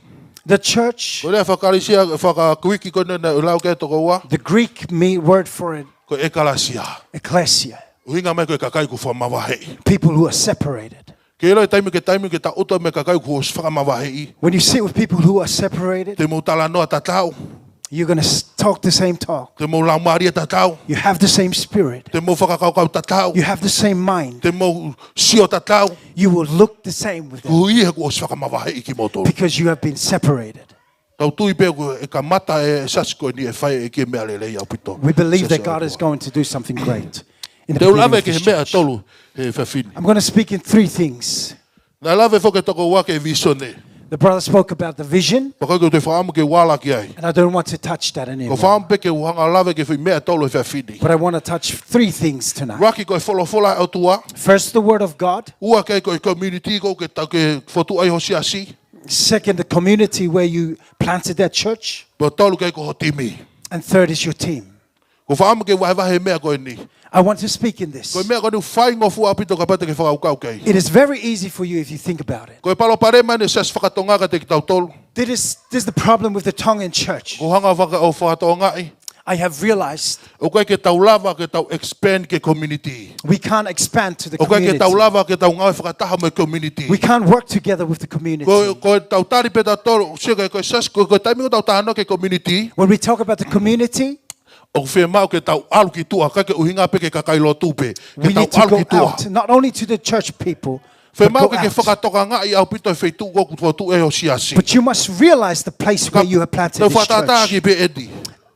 As an example, Ka pau ku lahi lahi e kau homeless i e wheitu ko ke iai. if there are a lot of homeless people in the place where you are, Whakakau i moho o timi haki mea te moulava o mai e kau homeless i pa mou kai whataha pa e taimta tau pe wa te wholofola o think of tuangi e something that taimta where ora. you can gather the homeless and feed them and eat together with them. Amen. Amen? Ko e palo parema sas whakatonga o tau nof peta tō tari ki hau e sipi. The problem with the tongue church, we only wait for the sheep to come. Pa tau ope open air pa mahal ko toko taha pe toko ua pe toko tolu mo i And mai we ai.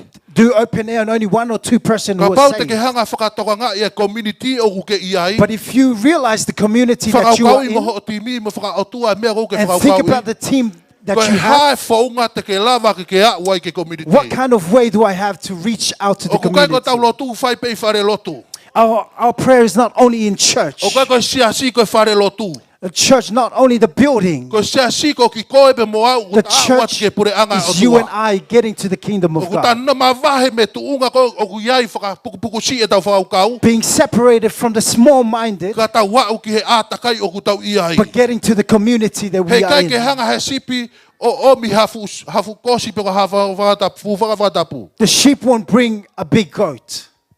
Ko taimi ko tau alo ki tua. When we go out, O tau reflect ta tau ai ata o tua. we reflect the image O of tau God. whakahaya ki tau tau me au finangalo ke o tua. We reflect what God's O tau will wala ta is. tau ki he mafua o tua ko community o We fe mau o tua ki touch tau the heart wala. of God because that is the community that Ke we want tupu ho to reach. siasi.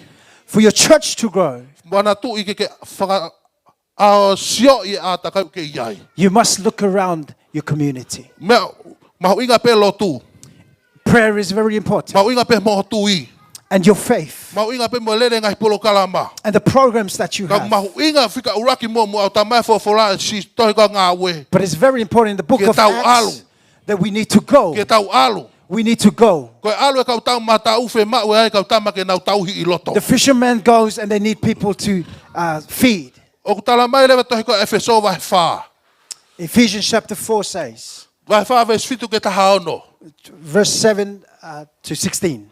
O kue e kau evangelio.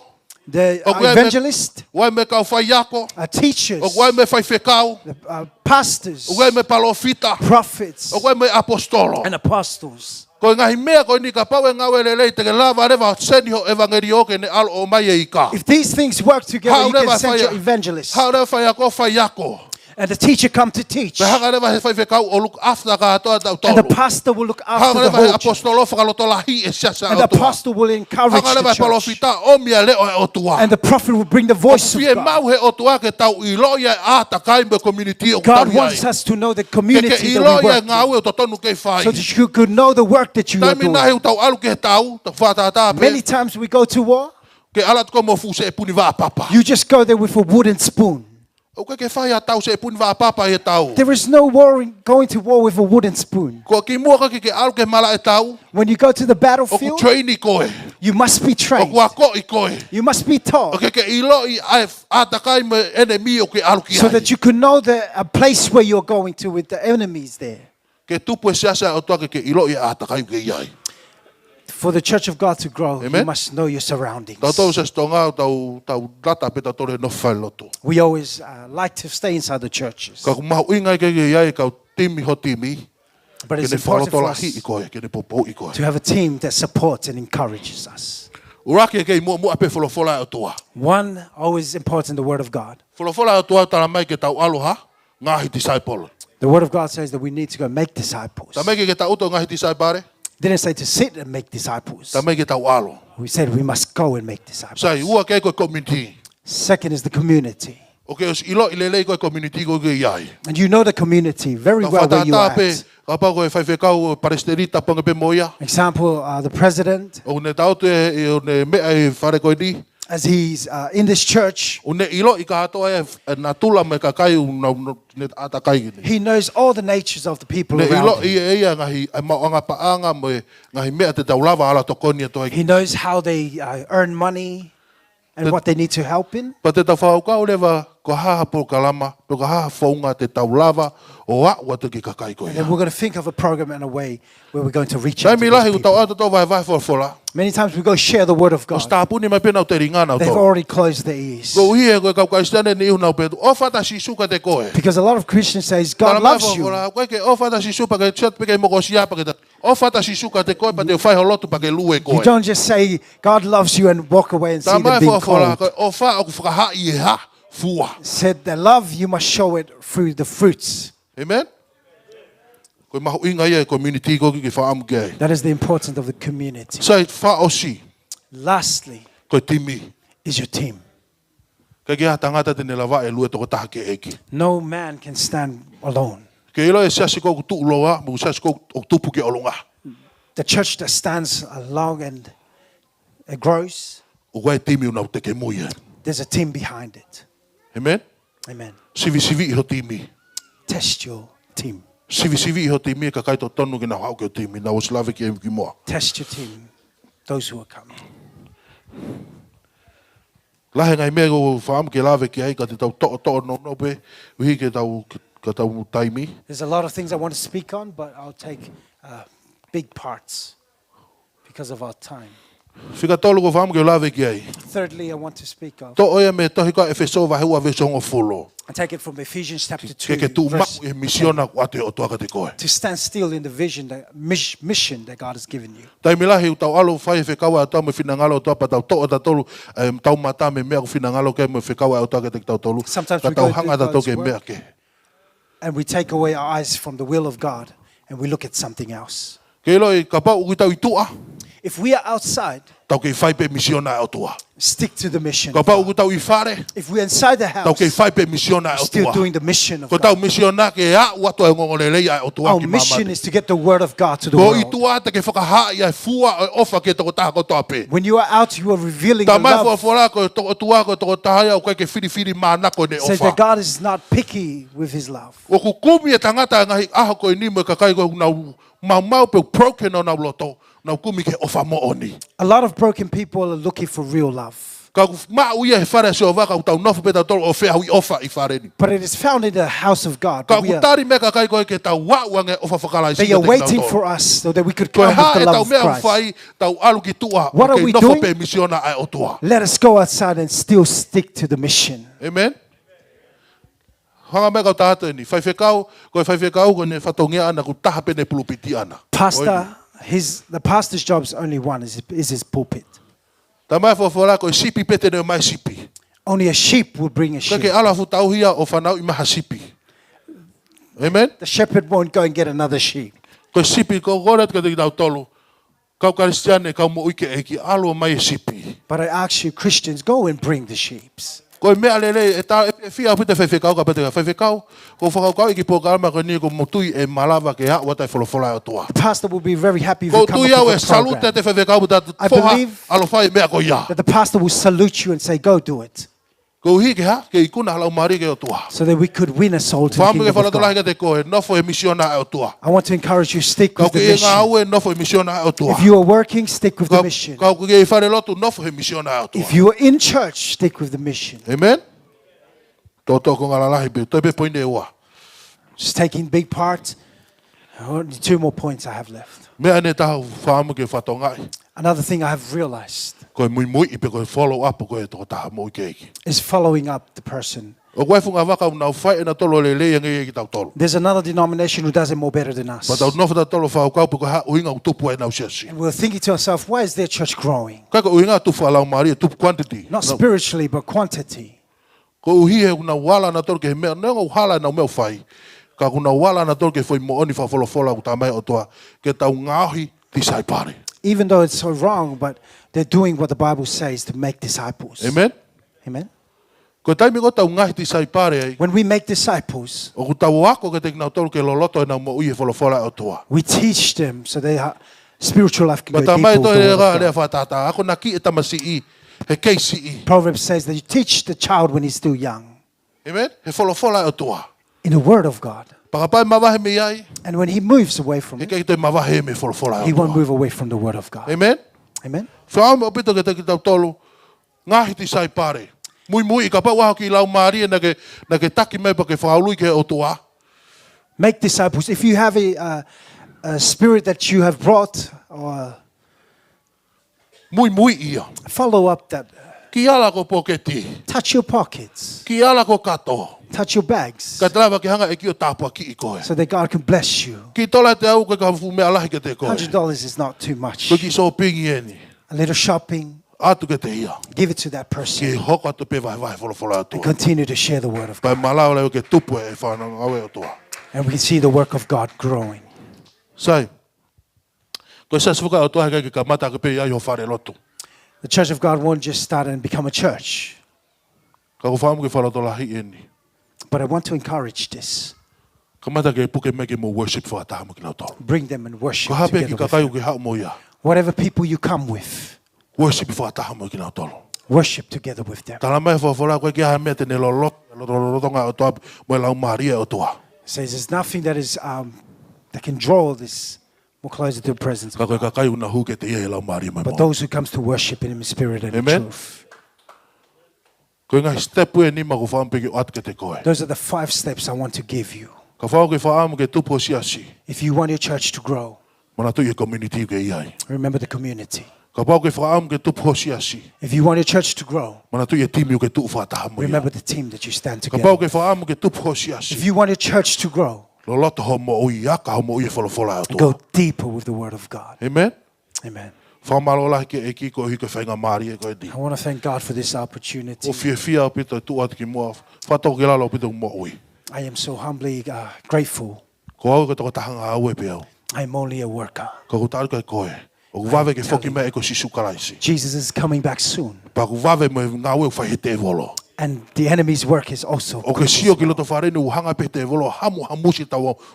If we look within the house, the devil is working through our young ones. And speaking from a pastor's son, the devil also works through these kids. If we're not going to do anything about it, you're going to lose what God has given you. God has called us in different areas here in Australia. But God wants to use you and use the ways to bring the people to God. My last words I want to say. I want to speak to the youth. Never look at the position that you are. That is one of the great words from Paul to Timothy. Don't look at you being young. Or people looking at you as young. But learn to be more mature so that you can reveal the God that we serve. I want to speak straight directly to you. If you are a pastor's kid, if you are a daughter of a pastor, if you are a daughter's deacon in the church, or if you're somebody who has been saved, move under your pastor so that he could help you, so you can do the will of God. Amen. Amen. Give all the glory to God. Amen.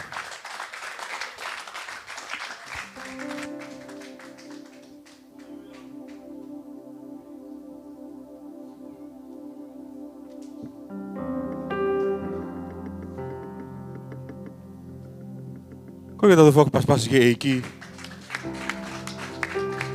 Tāpuaki pia mālohi ai wholofola o tuaku tolonga ia o tae ngata e. Ko e huahu tae kākā, tēnei whakakea ke ho tau ngahi sino ma te ngofua. Ko tau whamālohi ke eiki, ko tau lava mai eni ke iku anga tau ngai anga o e whiawhini. Pea ko latu eni e whakamālohi ke kau whaiwhikau ko tōpia, mo i heni, ko tuipe. Ko e ngahi wholoa ngahi tau mo rere mai he siasi eiki ka mo whakaata pia whakatō ki lalo ke mo whakawhanongo mai ki he ako ai whanau. Pe sikari tailahi ko e wesiria nā ka pai aha me ai whihi ave ki aha tonga hai. Pe he ese ne malanga koi Amerika o kulahe mo vewe he siasi hei ko e ngau e kau tonga hai. Ka mo siya maka he ongo tama ko na whakarere atu e ako he ahoni. Ko e ongo korisi mui loko waini ko pui loa pia ia naua loa. Ka mo sio ke ngā holo ai ngā ke eiki, he o mai ai kakai o kuna tue ki I matalange nau whakaukau. He e waweange ai mo I mai sipi, o koe ke ne fuu, loko mahino I ha mea, ka koe whainga taa hau ai poto, ka koe ne mahino ngofua pe ngā holo ai ngā ue ko ia, o ku whai ko ia ki he eiki. E whainga maari e ko ni, ko kore pe ke hiwa mai ka hiwa whakaosi, pe a tukuange ka whaiwhikau naisa, ke ne whakaosi, ai tau pukalama o e whiawhini.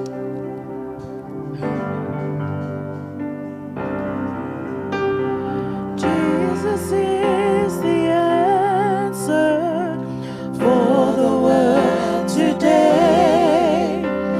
Above him there's no other. Jesus is the way. Jesus is the answer for the world today. Above him there's no other. Jesus is the way. Jesus is the answer for the world today. Above him there's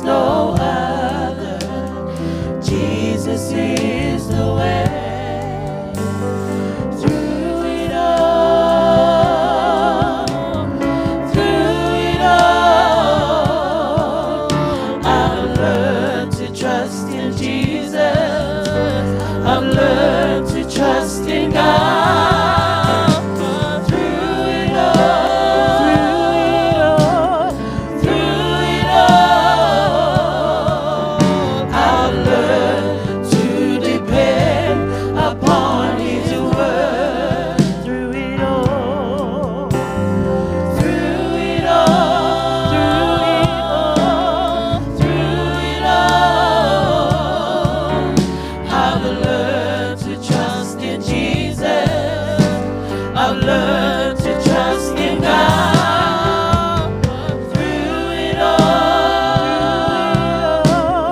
Through it all, I've learned to depend upon His word. Through it all. Through it all. Through it all, I've learned to trust in Jesus. I've learned to trust in God. Through it all. Through it all, I've learned to depend upon His word. I've learned to depend upon His word.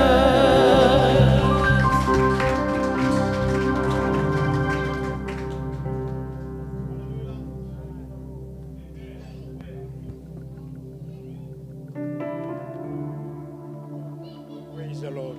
Amen. Fefeke ke kui pe me aku ke me ai. Tau tui aku I hene lau maari o tua pe mo ki tau tolu. Tau whanongo ke wholofola ne re o wha. Tau tangutu pe o whakata ko tui aku rea mai lau maari he tapa ke tiki tau tolu pe aku whonu mahua hua. Ai tau whangi I pue e whiawhi koe ni. Whata peke eiki. Peke tau te hiva mai peki fo hiva wha osi ane. Tau hene he lotolotonga o tua pe tuange ke laumari e ke whai ane ngā ue. Tau te hiva mai peki fo hiva tangutu pe kui o ke whakaata. Ele leilahi o tua ma tau tolu e whiawhini. Praise the Lord.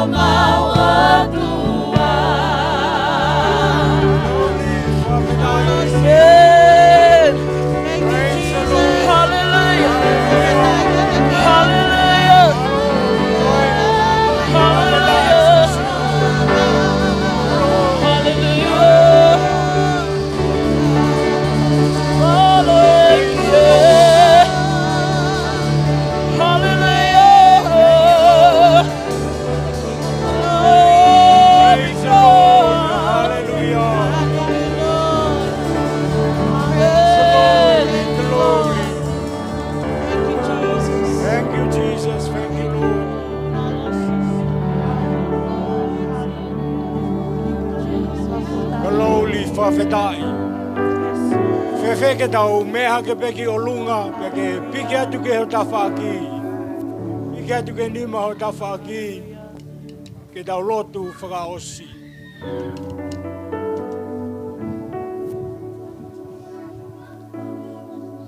E o tua mafi, ke to e huhuluhi fo e fofonga e a Fiona. O ke whakamonu ia pa ke tataki. Ma u whakamalo ko hike blessings pe moe lotonga pe moe anointing. Whakamalo ko hiko laumari e. Ma u whakamalo ko e whakamalumalu e a Fiona. Ma u whakawhetai o tamayo e kia pita son. Manawa ko tō pe me o wholofola. Ai tāpuaki e a Fiona e o tua. Ai tataki pe moe whakamonu ia, tanake iwi pe moe poto e o tua. Ma whakamalo atu ho tamai e kia chei e o tua. Kei manawa koto e o tua. Kei maulo tua e tāpua ke nima lelege e a Fiona e o tua. Ke whakamalumalu pe ke whakamonu ia. Te huhulu mai e whafonga alo ofa e a Fiona. Hokau tamai o e iki e o tua i e whiawhi koe ni. Ai mau whiawhia koe mau kau ki he Siasi o e a Fiona e o tua. Mau whamalo ke kau tāmea rea e o tua. Mau whawhetai tangata na ne tataki ki mau tole e whiawhini. Mau whamalo ke tangata eiki pe mo e whine eiki e o tua. Ai whiawhia ho mau laumari e he mea ku whai e a Fiona. Mau matanga au e o tua. Vare ho mau ngutuke mau whakamatala e whakaofu. Pe mo leleo e a Fiona. Kai mau lotu e o tua. Ke vari tata ki mau tolu, ke ngalo e mau whanau. Kalavou pe mo fine mui e o tua. U mau lotu ke te koe nima e nima ofa e a Fiona. Ke langi a tō taha pe a Sisu. E ko ia pe ia o kutau. Ke hiki pe ke mau lunga taha pe ono hua wha. Mau kore katoa pe ngai meani a kalaisko alo. O mau whamo ui. Amen. Thank you. Amen.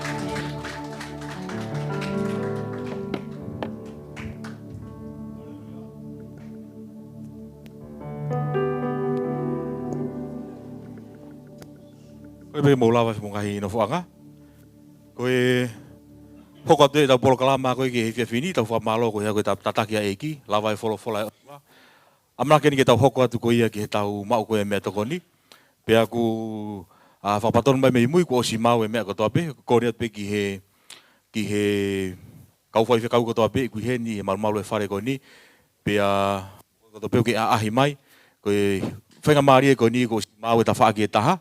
Ke mo o kataki o mo atu ki ai pe toki ho ki ai whakaosinga ko ia ai kai ngalotu ko ia i he triumph point ko me te tau hoko atu ki ai mo kataki o mo atu e kau whai whikau ko o si mau mari e mai ai ta whaaki ko ia taha malo abito e mau hiwa bebe e Nau fia I he na pehe mai Ke tau I he whale o Sihoa E tu hau mama I o ngai lotoa E saione koko a hoku lataanga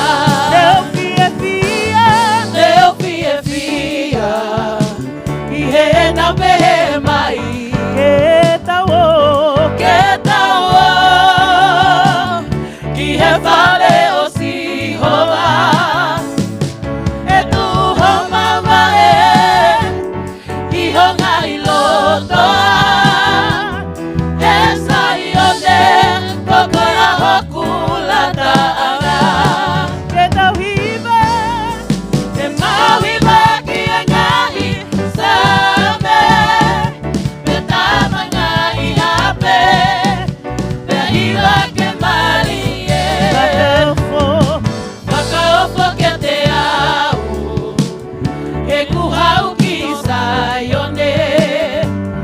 Fakafeiloaki, anga ue ola malie. He kua tawataina, ke hiva pe aume. Kua fakafou, ae mea kotoa pe. Fakaofo ke te au, e kuhau ki Sayone. Fakafeiloaki, anga ue ola malie. He kua tawataina, ke hiva pe aume. Kua fakafou, ae mea kotoa pe. Ke tauhiva ki angai same. Ke tamangai ape, tauhiva ke malie. Ke tauhiva ki angai same. Ke tamangai ape, tauhiva ke malie. Fakaofo ke te au, e kuhau ki Sayone. Fakafeiloaki, anga ue ola malie. He kua tawataina, ke hiva pe aume. Kua fakafou, ae mea kotoa pe. Ke tauhiva ki angai same. Ke tamangai ape, tauhiva ke malie. Ke tauhiva ki angai same. Ke tamangai ape, tauhiva ke malie.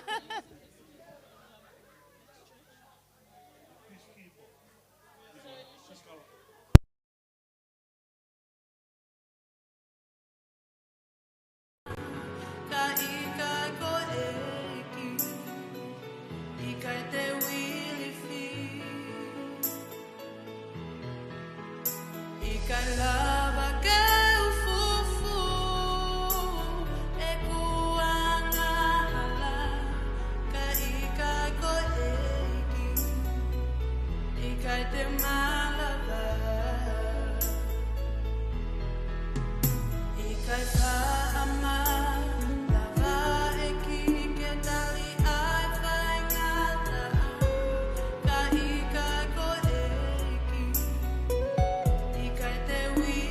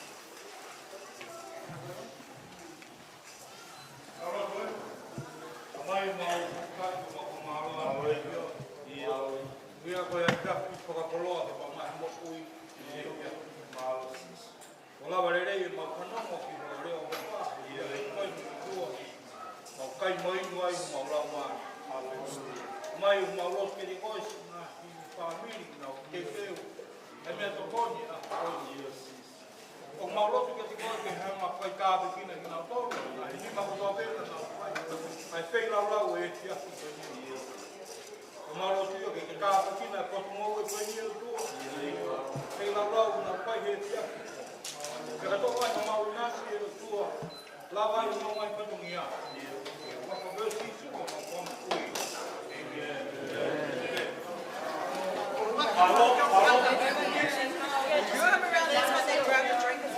Very good.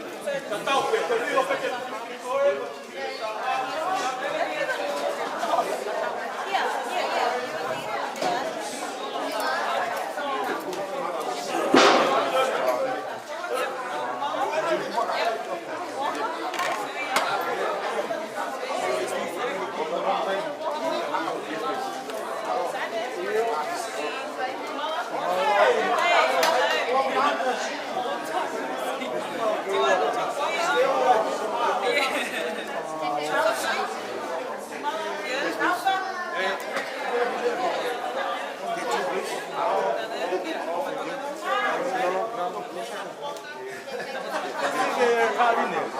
Yo fui malang, fue tu que malang namanya. Hello, where's my son? Opa.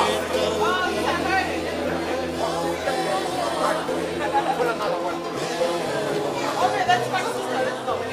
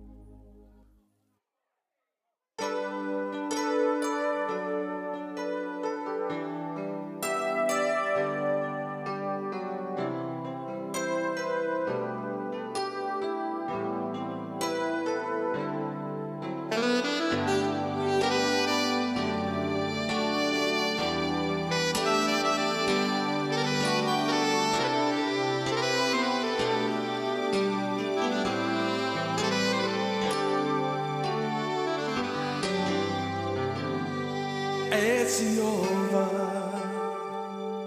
Whanomo ki e kutang He koko e pe e ku amanaki E Jehova Whanongo ki ku tau tapa He koko ebe aho ku o tua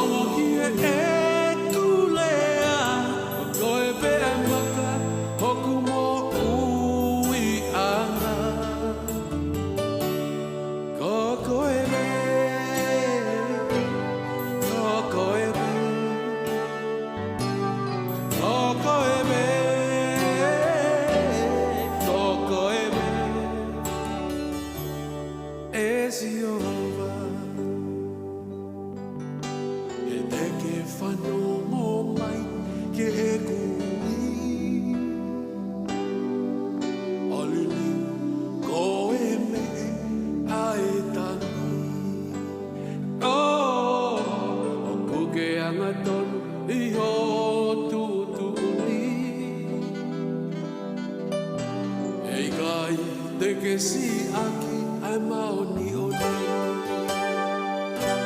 Oh he a awai be a Fakafeiloaki He a awai be a lani lani He a au mau be a Fakafeiloaki He a awai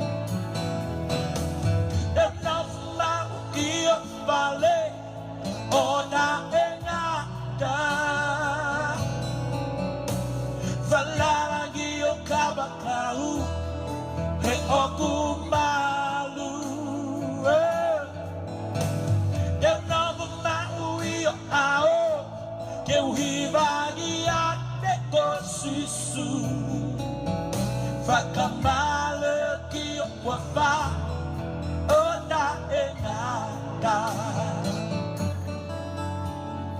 Kege fanongo ma Hokule o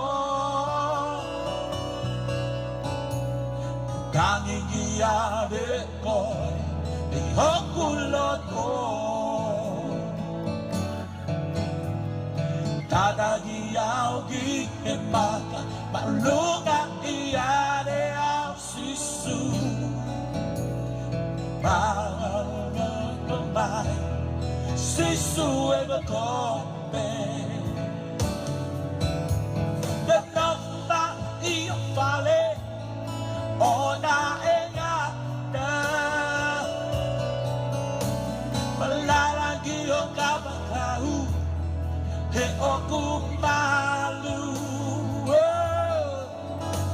The number I ao Que uhivagi ade kosisu Fakafeiloaki wafa ota engada The number we fale ona engada Balagi okabakau He oku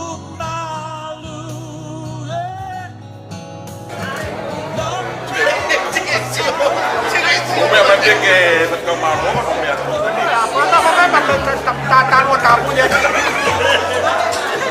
você não faz não que já o que tá. Agora aqui não. Aí que fala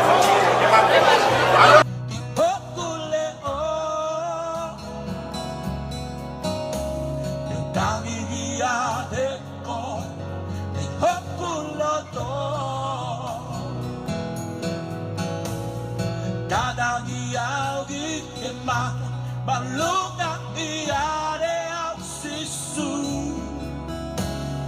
Fakadolonga mai Sisu e kote Yanofu maui fale Ona engata Falalagi o kabakau He oku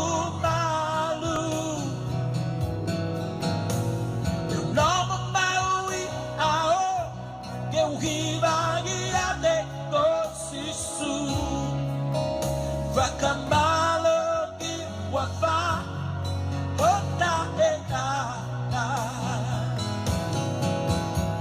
The number I fale ota engada Balalagi o kabangau He oku malu The number I ao Que uhivagi ade kosisu Fakafeiloaki wafa ota engada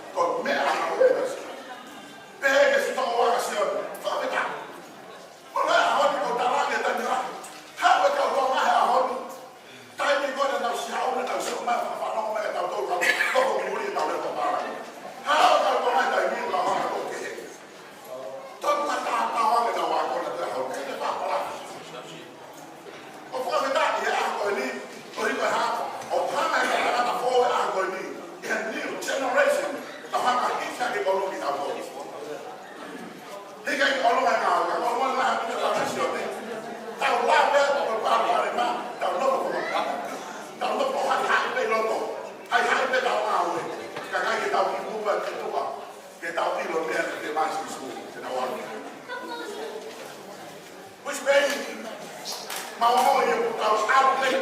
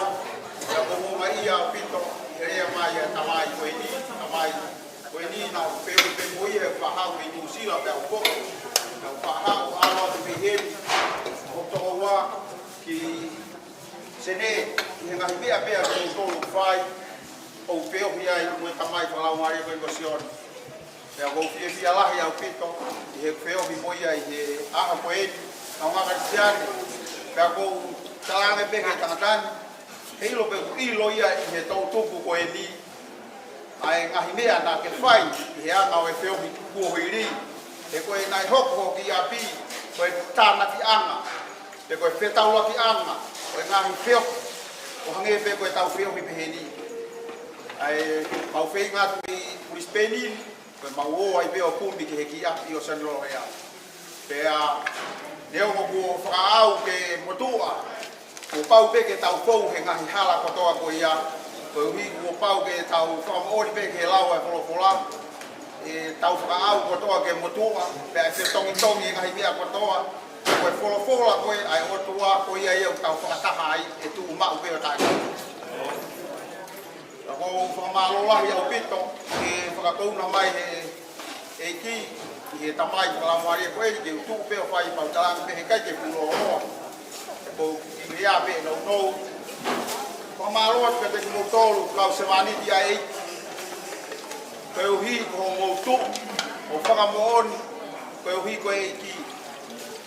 Koe kau eni he visoni na ui au ke ki ngāwe koe ni o whakakaunga tā mati ai. I Brisbane i he ui pea e konferenisi o e ki Siasi o kong kau ki ai na e taki a manasi ko uwa e na e hanga he konferenisi o ui au ne kai e wawa he konferenisi na uki whainga taia whakasino na e ui a ke au te ua whakre rewa toka ngai ai ki kainga lotu ko ia i Brisbane ni pea ko tari te mo whaketa ka ko whakamalo ke te kumotolu koe konga lahi e kumisone ke u great ia ngahi mea katoa i he Fe'ofa'aki. Na e tāne e presidenti ki a te au o Fakafeiloaki o maukai ngalotu pe au tala pe i he maukai ngalotu o ia u pataa pe mu pe alu ki Fe'ofa'aki koe ni Fakafeiloaki mai ia e presidenti pe o tui mahau na uua pe ha ngahi ngahi. Ka boau pe ni koa mo i ki whanau ono kotoa mau mai e whakafofonga i atu e ki potu moe mai ke koe ia mau iai o tauhanga o motu ia ngahi toka terinde koe o tau iai tau ngata pea i maamani ia ngahi Siasi ko tau iai ngai koe rea tau whanongo ki ai e kai ke lawa he Siasi o ami haka tabu ko fie pia he ngahi fola ko to be mo mai mo ia kau semani dia o ka wi be alahi na fa ka fai ha to ko fa la mari o ko fa ta pe he kau semani ki o ui pe ki na to kai pe fa la be o kau fai te kau ko wi he tai bilahi fa kau e kau fai te kau e to ma lu ma ge pa ko fa wa aku ma ge ko ni ko fa wa fai te kau ke o fai a koe au ke mo fai e mo tō e whekau ka mo tō kau tau tu pēa. Pēnā whakatapu mau pēa koe kulea, whakatapu atu kuni kau se wāniti. Ke o ngō i pē e au, mo i tangata katoa pēa ui ki he ngāu e koe ni, koe se wāniti. Ke o hau o hapai, ai mea koe mo fia mau, e koe haha whai ka mea te te alalawa i he ngāu e koe tau whai, koe tau se wāniti, tau i lalo katoa pēa. Ka moni perea sione tolu vesto noa ai mahu inga ka te tau tolu ko pau ke whaka au mai a si sure ki mua i he tau mui ka tau puri ka atoa ki mui koe pau pare malahi a kukongo i he ngahi siasi lah kua pulahi a hiki o e kakai i he kakai ia ai palestini hiki he kakai ia e kau whai whekau o maalunga ngeia ia si isu tapu koe a whangari Pea toki haere mai ia i hawhainga mea ku ngahi he kakai. Kana kau ia i he kau koe ni ke siasi koe ni nau whakatu i kusila.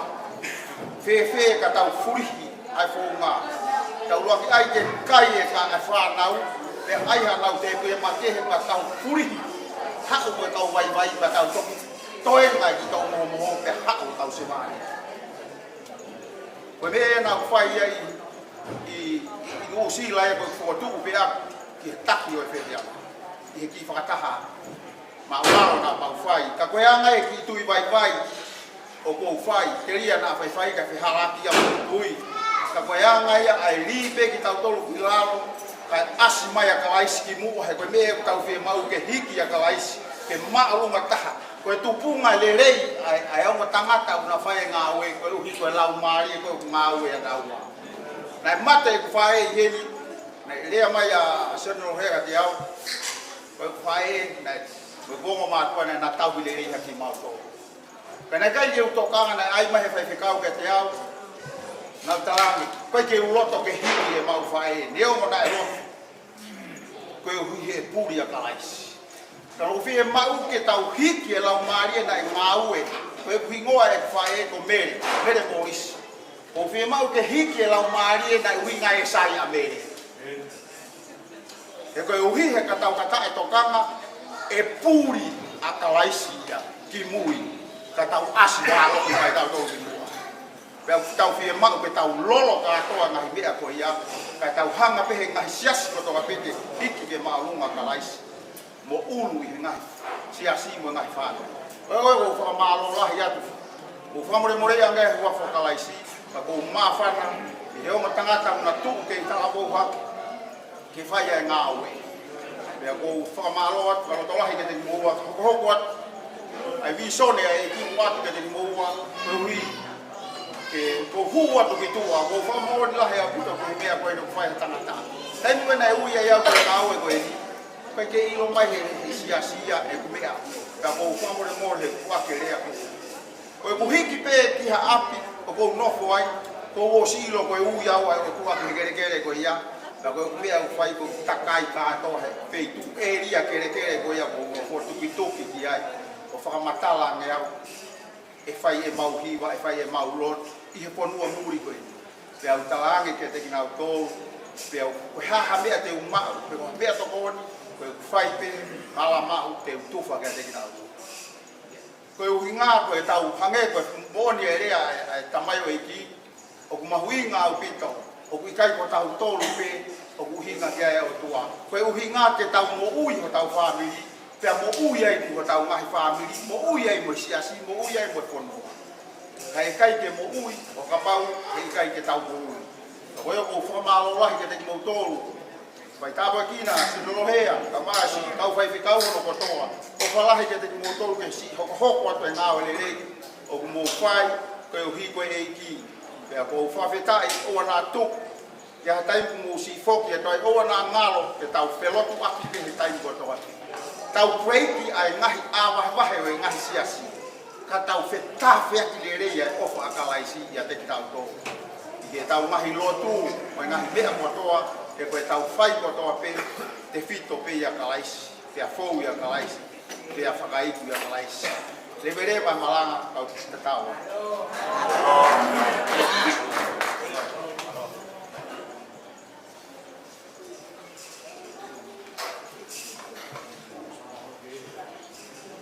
Koe u whakaturo wani. I whapuna pe mo tuani e mawhana. Te a papa pe tō taka kape. Koe ku tangutu wani nai e tau whako. Koe tangata whai ako ko kiau. E koe ku whakamaaka koe ai ako nai whai. Pesete te au a Pitasoni. Koe ako koe a sione longani. Pesete hiwe hiwa. E koko kamutu mo whakakaukau. Ka pau e mau e whoi pesete ta hai Brisbane.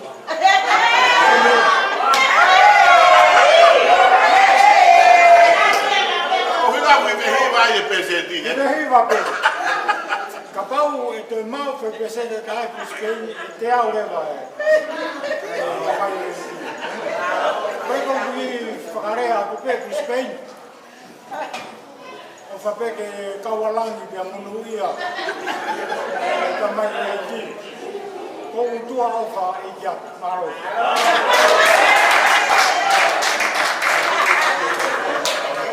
Koe whewhi e mo e a whito e halangu ki whae whelau lau.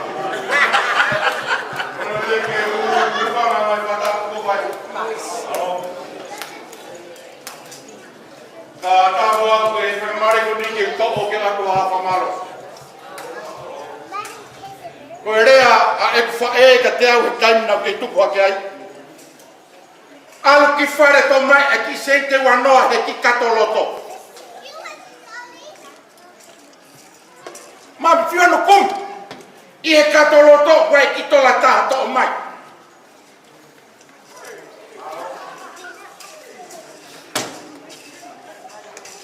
O hono mooni o rea koe ni kone mo ui na i ki tola taha. Koe ne ti wheitu na whakakaukau e wha e ko e ni e mau ne keke lama ka haasnia. Magaloni. Koe ako kou whaihe pōni, mo rea whaihe pōni. Wāwa hau kato i loto, take whao ia, take hoko ate whanonga hui koe e kikia. Tō pe koe mea koe, aunga ka koe ho whanonga. Wange koe mea koe kati ki aunga ka koe. Whio e kawa kona ka sisu, te ke aro ki whe.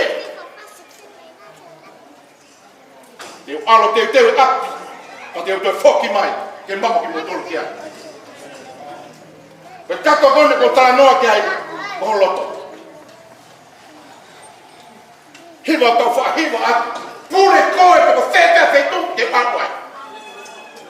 Manaki, koe pure beke mai. Io e ho fina ngalo ke fai. Vai ka tau e ua. Vai ka tau ta. Koe e whakaloto lahi ka ke koe. Magalon. Tau ene tō noa ino to koe wenu. Kamata e ngā wha pente ko si heni. Na e luia Magalon Sydney e ngā koe. Tako ahoni. Kone kāre luia e ki hene mokui. Magaloni. Tuange ki kato kona e loto. Mea ko ako kia kau tangata kau whai te kau. Whao i ki loto. E koe mene ako kia kau tangata tōko ni. Koe mea koe e tu uloa o ngā. O ate ke sio ke big screen pa ke whakaloto si ke te koe. He koe otua ko hono whaiwa taimi koe osea ho kātaki pe ala ka sisu toko mai. Mea whiwha koe tau tau ki he eiki. Mea whiwha koe tau ngumi pa tau i ki he eiki. He koe otua e aku ngā oia he taimi koe ke whaingata ia. Loi taimi koe tau moi keri pa tau alfi mare. Hanga hoko ke lo tuku hangu whakolo kalama. O a pete hoko mai tuku kansa. Au kai lotu he taimi koe toa pe. Paula na lo tu pe mo fete ki o fuseini. E hanga he o tua fa mo fete. Hala ko na ngala fili o amana ki mai ko mo ui. Ka ba te ke to fo ai lo tu hulu ya. Ki mo o ba ka fa te ko mo ba te ngala ko ni. Kalala ke o tua Israel ko la yo na siuta. Ka ya ta tu kia. Te ke a pe fo lua ta. Ka ba te ke hang ave fo la. Ko ta pa sa mo tu hulu. Le le ma.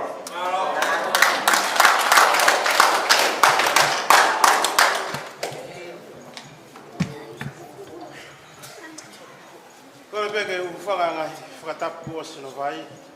Ka tamu mo oku ai whangamari ko ni. Ke ufahai a whiwhia hoku loto. Kau ngā whiwhia mo tolu. I he aho whakakoroa ko ni ko aho na ngahe Sihova. Te tau whiwhia ai, te tau neke ai.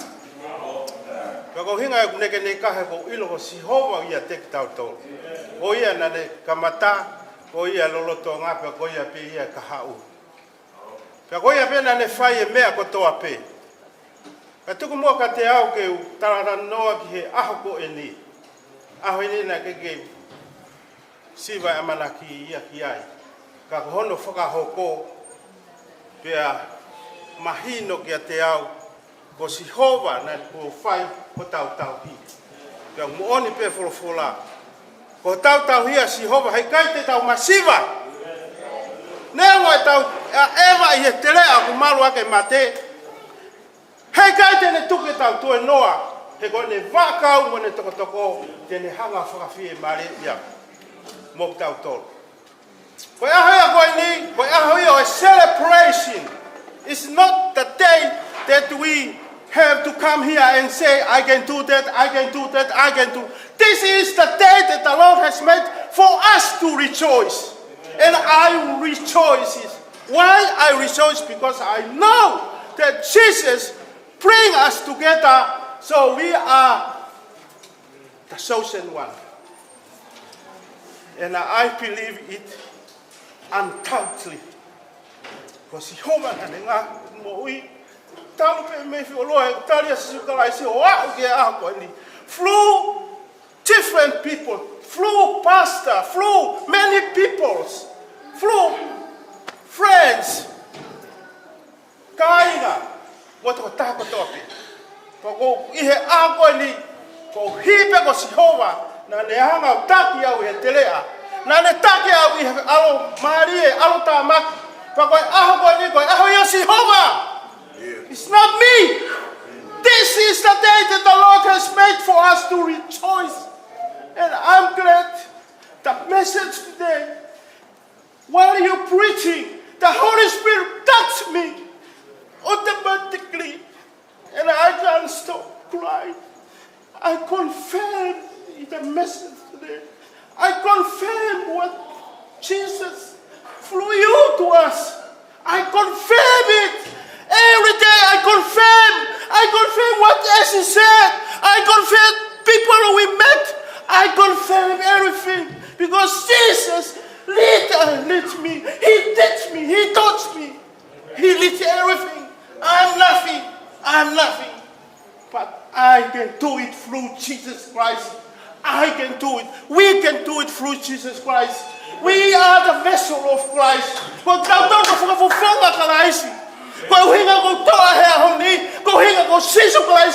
I can break every chain through Jesus Christ. Because we are fighting with the devil. We are fighting not physical thing. We are fighting with the spirit realm. But we are the vessel. This is the message that touched my heart. We are the vessels. The time he touched me very, very strong. And I thank you for the preaching today. I confirm it. I confirm everyone. It's not by accident. It's not by accident.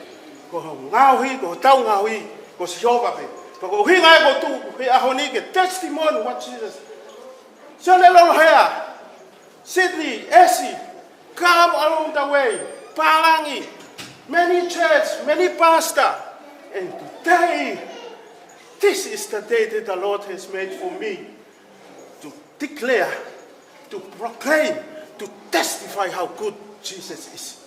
And I'm no longer me anymore because Christ in me. And I thank God because He done everything. It's not about me, it's about Jesus Christ who loves me. Amazing grace, how sweet the sound that said, "I'll rest about me. I was blind, but now I can see through His grace."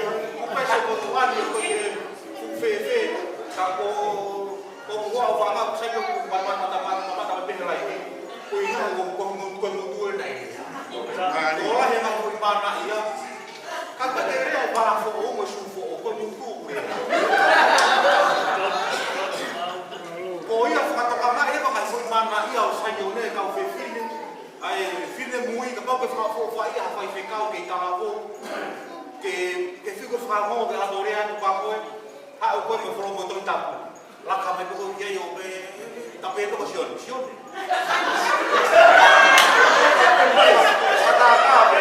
Eu fui ficar o você tem que vai de sion, eu fui ficar o rua de muito. Sion, cara, não pode que ficar mama vai de fora, pô. Vai ficar matala por sion, eu vou fazer. Então matala pegou a sion, pode que tá de você de matala. Vai ter que pegar o que? Sion. Kau fae, pegou que mal, tô que ficar que tô tá de forma.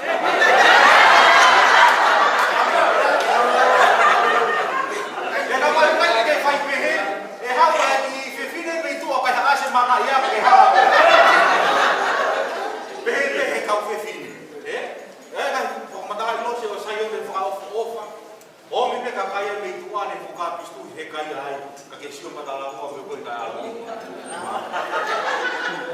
Kalau yang berhubungan dengan yang tahu tu Siasi, kita tahu file masih pihak aku yang aku ni fakar aku dia ini, singgah malu, kita tapi kita ulang kan Siasi ini, kata kau mari ini family lah itu ya, ini. Aku yang juga Hu'ufi yang fakar malu aku ni, kita aku tahu ini tapi, aku tahu Hu'ufi aku juga aku tahu file, PMO sebenarnya. Itu aku tahu aku fai, eu tahu apa yang pola o tua, kita tahu que dia aku tahu loto, tahu mau ini loto, tahu apa, ada mai loto. Mungkin loto kau akan tonga, kau tahu mana tu fai tahu fai apa tu ai dengan tangan. Apa dia tahu ai HP loto ai dengan tangan, ai HP apa yang kau tahu ai dengan tangan, fai aku ai dengan tangan. Kalau fahina natura bea tahu mau mai kita tahu di otua. O tahu mau mentolo tahu ke otua aki otua o tahu. Kau mau ya kita tahu mau ini. Nah kau mai be mengatamai. Kau mengatamai, ibu aku fai ko ni o tapa ko ni aku tak tahu.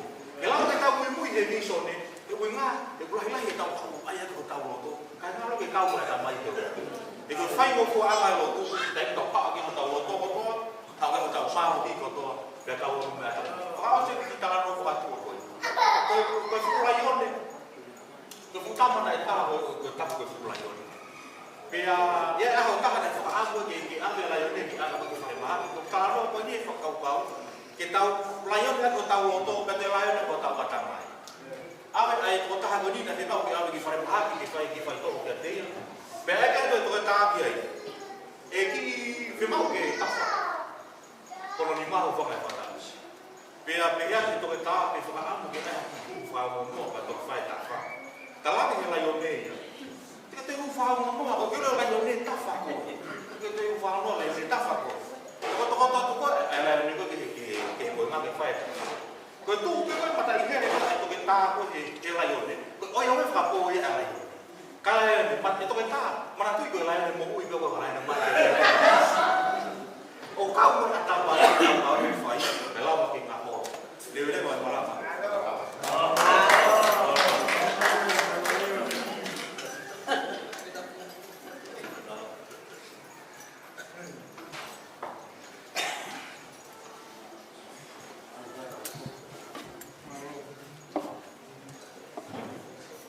Pemau ini kita lawan ini tahu katuang Fa'of, Fe'ofa'aki.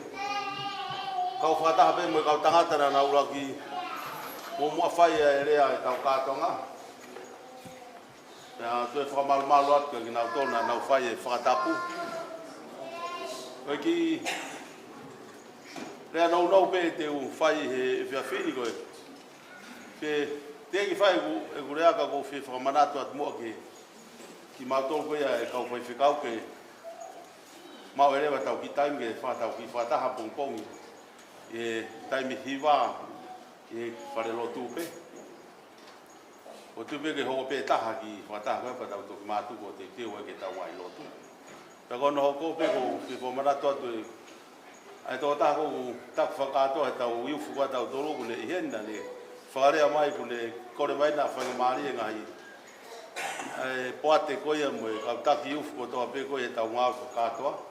Ke maa mu whainga maari e mo e tō taha koia o wiheni he tau kātoanga o whai he en koe ni. Tau ua ko skalu, mau tau mai me ta whakoi ki ko. koe kune tō ngai tau ngā ue. Ta whaakoia o e Hu'ufi. Pea pehe fuke tō taha kune taku whakatoa koe tau meni, kau tangata. O kune iheni mo e tō taha koe ako ko hai koa ni ku taku whakatoa. Tanela au whono. E ko kore peka pai maa mo ki whainga maari e tau whanki whakataha pehe ni. Ke mo ki tata noa i rewa ki ai, ko hui ko tau mātuku pe koe ni. Ka ke tau tau whainga maari ke tau whakataha ai. Ka pepe ke whine mātua, ka mawa mo ki whainga maari ke neo pe tau whemo e kina holo, ka iai peha mo ki whainga maari Pea ka hiri pe ko iapa tau toki mātuku ai pe ko iaha mea te mou mahino o mou ngahi taranoa ki ai. Whaua vau whamalo foki he.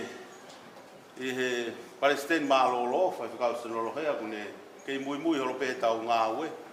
Pea ko ki whamanatu pe ka ki tau tolu koene e mā whai whikau na mā mo ui mai ai o au mai ki he ahoni ne tokoni mo pou pou tataki una whai mo moala. Pea whakahonga i mau pe pea nā ku whakore pe ke mau kau whai whikau o e tuwange e whai whikau koe ni. Tu pe ke kau pe tau ngai whakataha koe pe ngai mea lelei au pito kune hanga tānaku mai ki he tau ngā ue whakatoa. Pea koe e kui hen mau pe a whai whikau sione. Ko kore mau pe ki ai ke kātaku mai pe neo ne te moi ki nā ke kau pe tau ngai wheo pe ni. Pea o whamalo atu ki he tōtaha kotoa pe. Wa se kure ako ku whamalo fuko ku mau pe kui hen o ku toko ua ngā ue he taimi koe ko ku. Nei tā mai ki au ane afu. Matala noa e o wholoa e matala noa o tika i ki o hanga ia e au o lawe i o no hingoa.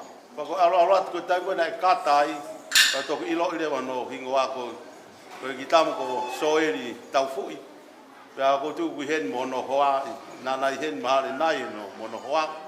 Koe o mai ki mei sene, una nofo sene na oe koe o mai o si tokoni he whotu siasi koe nu whai koe ia. E kāinga koe nu kui ai koa makaloni tau kolo. Pea koe whakahoko atu ki a soeri mono hoa, o whalahi atu ki a kinaua. Nei tā mai a soeri ki au ne whamanatu mai ki au. Koe whikau ko whamanatu i peke. Ke ai e moa e tau ngā ue ke manatu i ke whakotu e tau ngā ue. Koe mau ngā ue kune ngā ue holo ai koe ne hanga whamanatu ke whakatahai mātou kau sotia tutuku koe e taimi koe tau. Tēnā koe se hanga whakotu he ne mau ki grupu kau sotia. Tēnā ko ui mai o kamatai whare lotu. Whai mau lotu ai. Pea ko ongo ia e au ki he me au. O koe ke uongo ia e au ke whai e ngā au i koe ia. Pea toi talanoa mai e ane afu ki au ko talanki ai. Toko ua, o tui au ia koe ahoni ia mahai sai ke ai hataha ulahi ku whemo e kinai aku.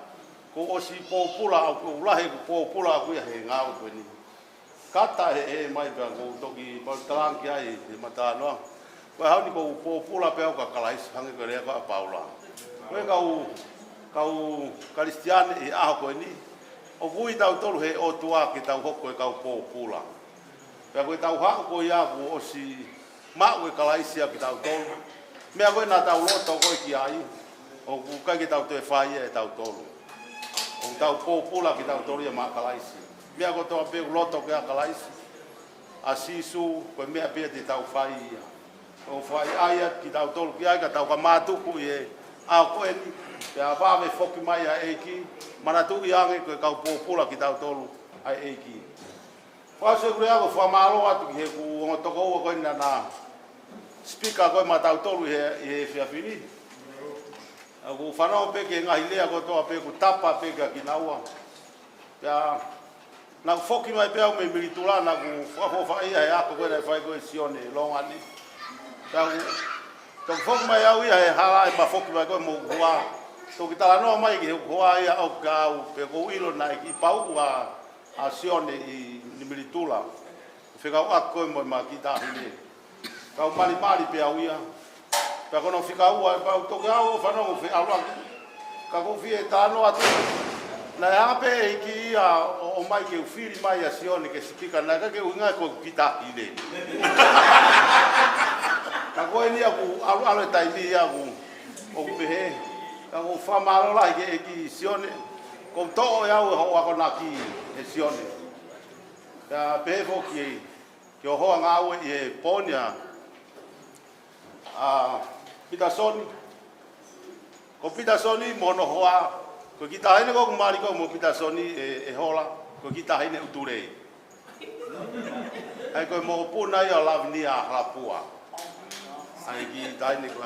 Pero mate ko lavnia halapua na kau no alo ave ki uturei o sita. Pero fita la pe mo pita soni.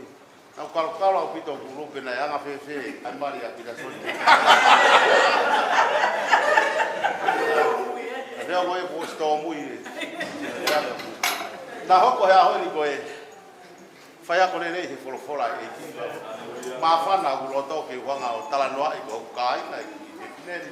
A be mo kia pita son. Fi a pito. Pitu ko to pe ka ku na i hendi e hola. Na ku kore ki ko fai ka to ba. Sen do ba aki mo soana ko na ua ku na hanga si totongi ne ako. Wa ko to ke tai. Ai o ko ni e fono mul ta ku si fai to o ko ni go to wa no si to ni ene ako ena ha ke ni pa ko re an kia to wa mai mo aki fai mari mo pe ko o si ko ta ka to nga te ma no fai pe ni mo pita son ma go u ke ta ta ko tu pe ma fa na son to wa ai ke u ai le u ke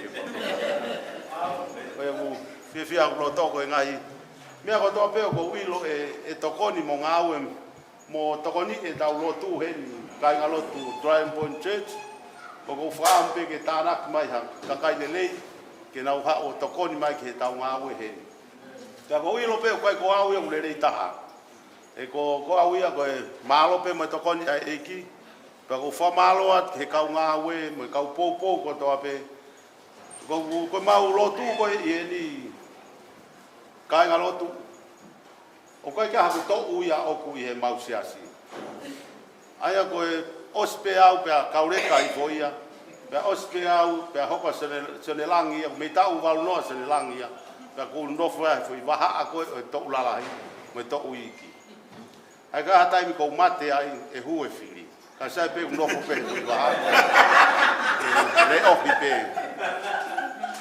E koe pegu famalo kai ko tau polkalama ko tau fai valahi e to ki fai kato ai a pongpong na mau te la ha puito fanki hiva mo fanki a skit ke fai pa ko tu pe ko kai ngalo tu ne o sio ko ke a oni ko ai loto mama ho mo loto e tau wako e tau fai va kai si ho tau fare o ko tu pe ai loto fienga au ke mo loto ke to e falahi ho tau fare ko tu tau ako fai va pa ke lava tau ako fai va ko si ho tau fare ton ne mo ni le ai na rock fai ton ne ke ha me ha tau ata mai ton ne ke tau to fakakau ko ha me to lava ai ke to fala ki tau fare ka lava fai tau ko na fai ma wako iva mo ma wako fangi skit ka ko ke lava ia e bo ono winga ko ke lava ia o fai he fale lotu o si e ki fare ai lava ia fare ko ni loto a magaloni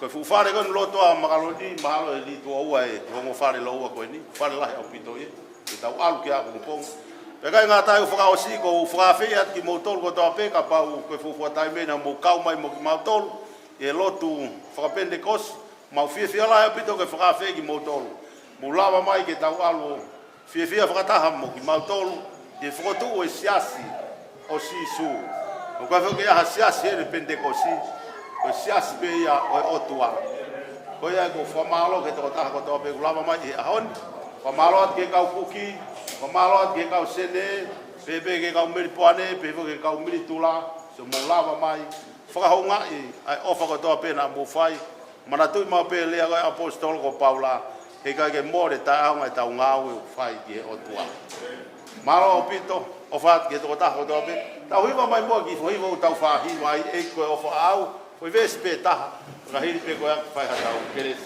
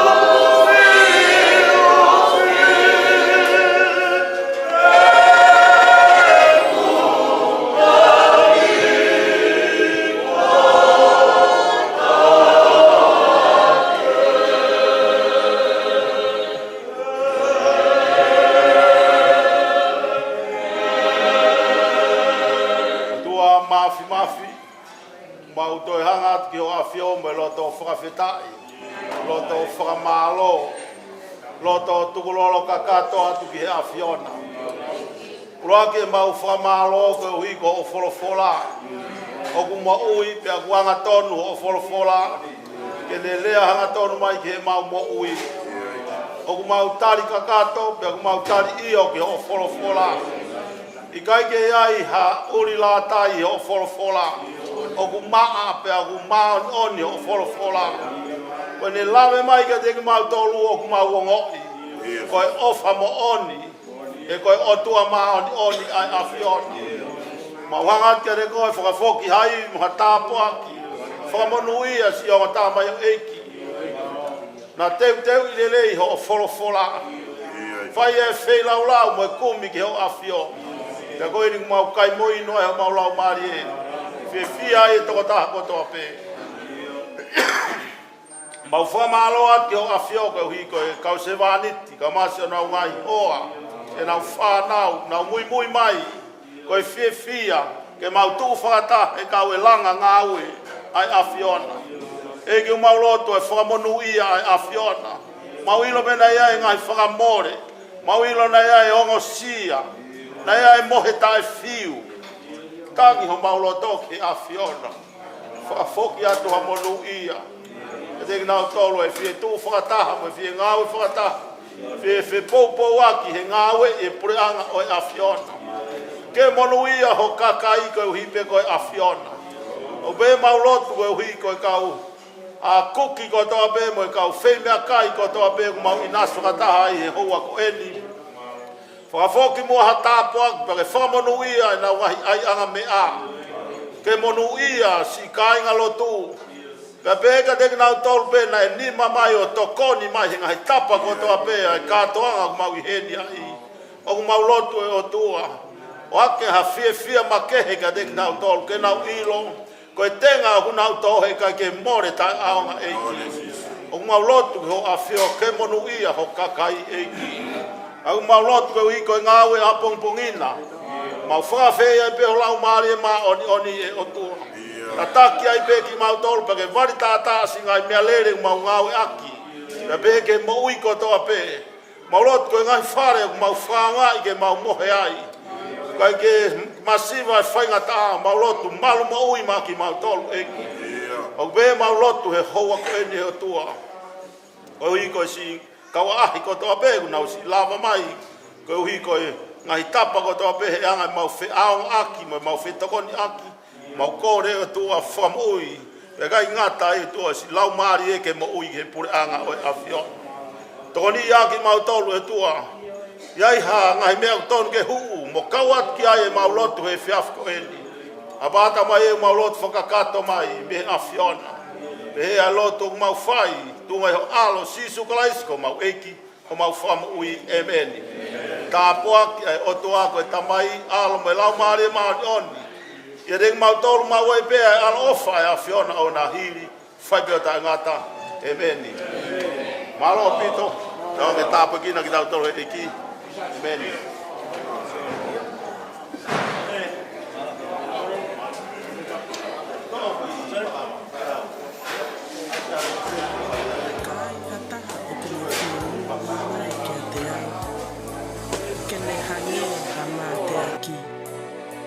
Pea ke ne fua hono kolosi i he aho kotoa pe. Pea ke ne hoko ko hoku lahi. Te mui ki a koe sisu, te unga ue maau sisu, te utau maau sisu, te ui kuna maau sisu, te aka moe ai e kumo ui. Teu fia pe ke utali, io ke umate pe maau sisu.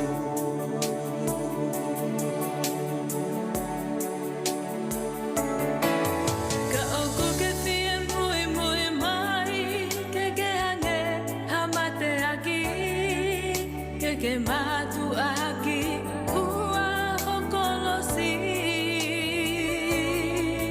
Pea tuku aho toki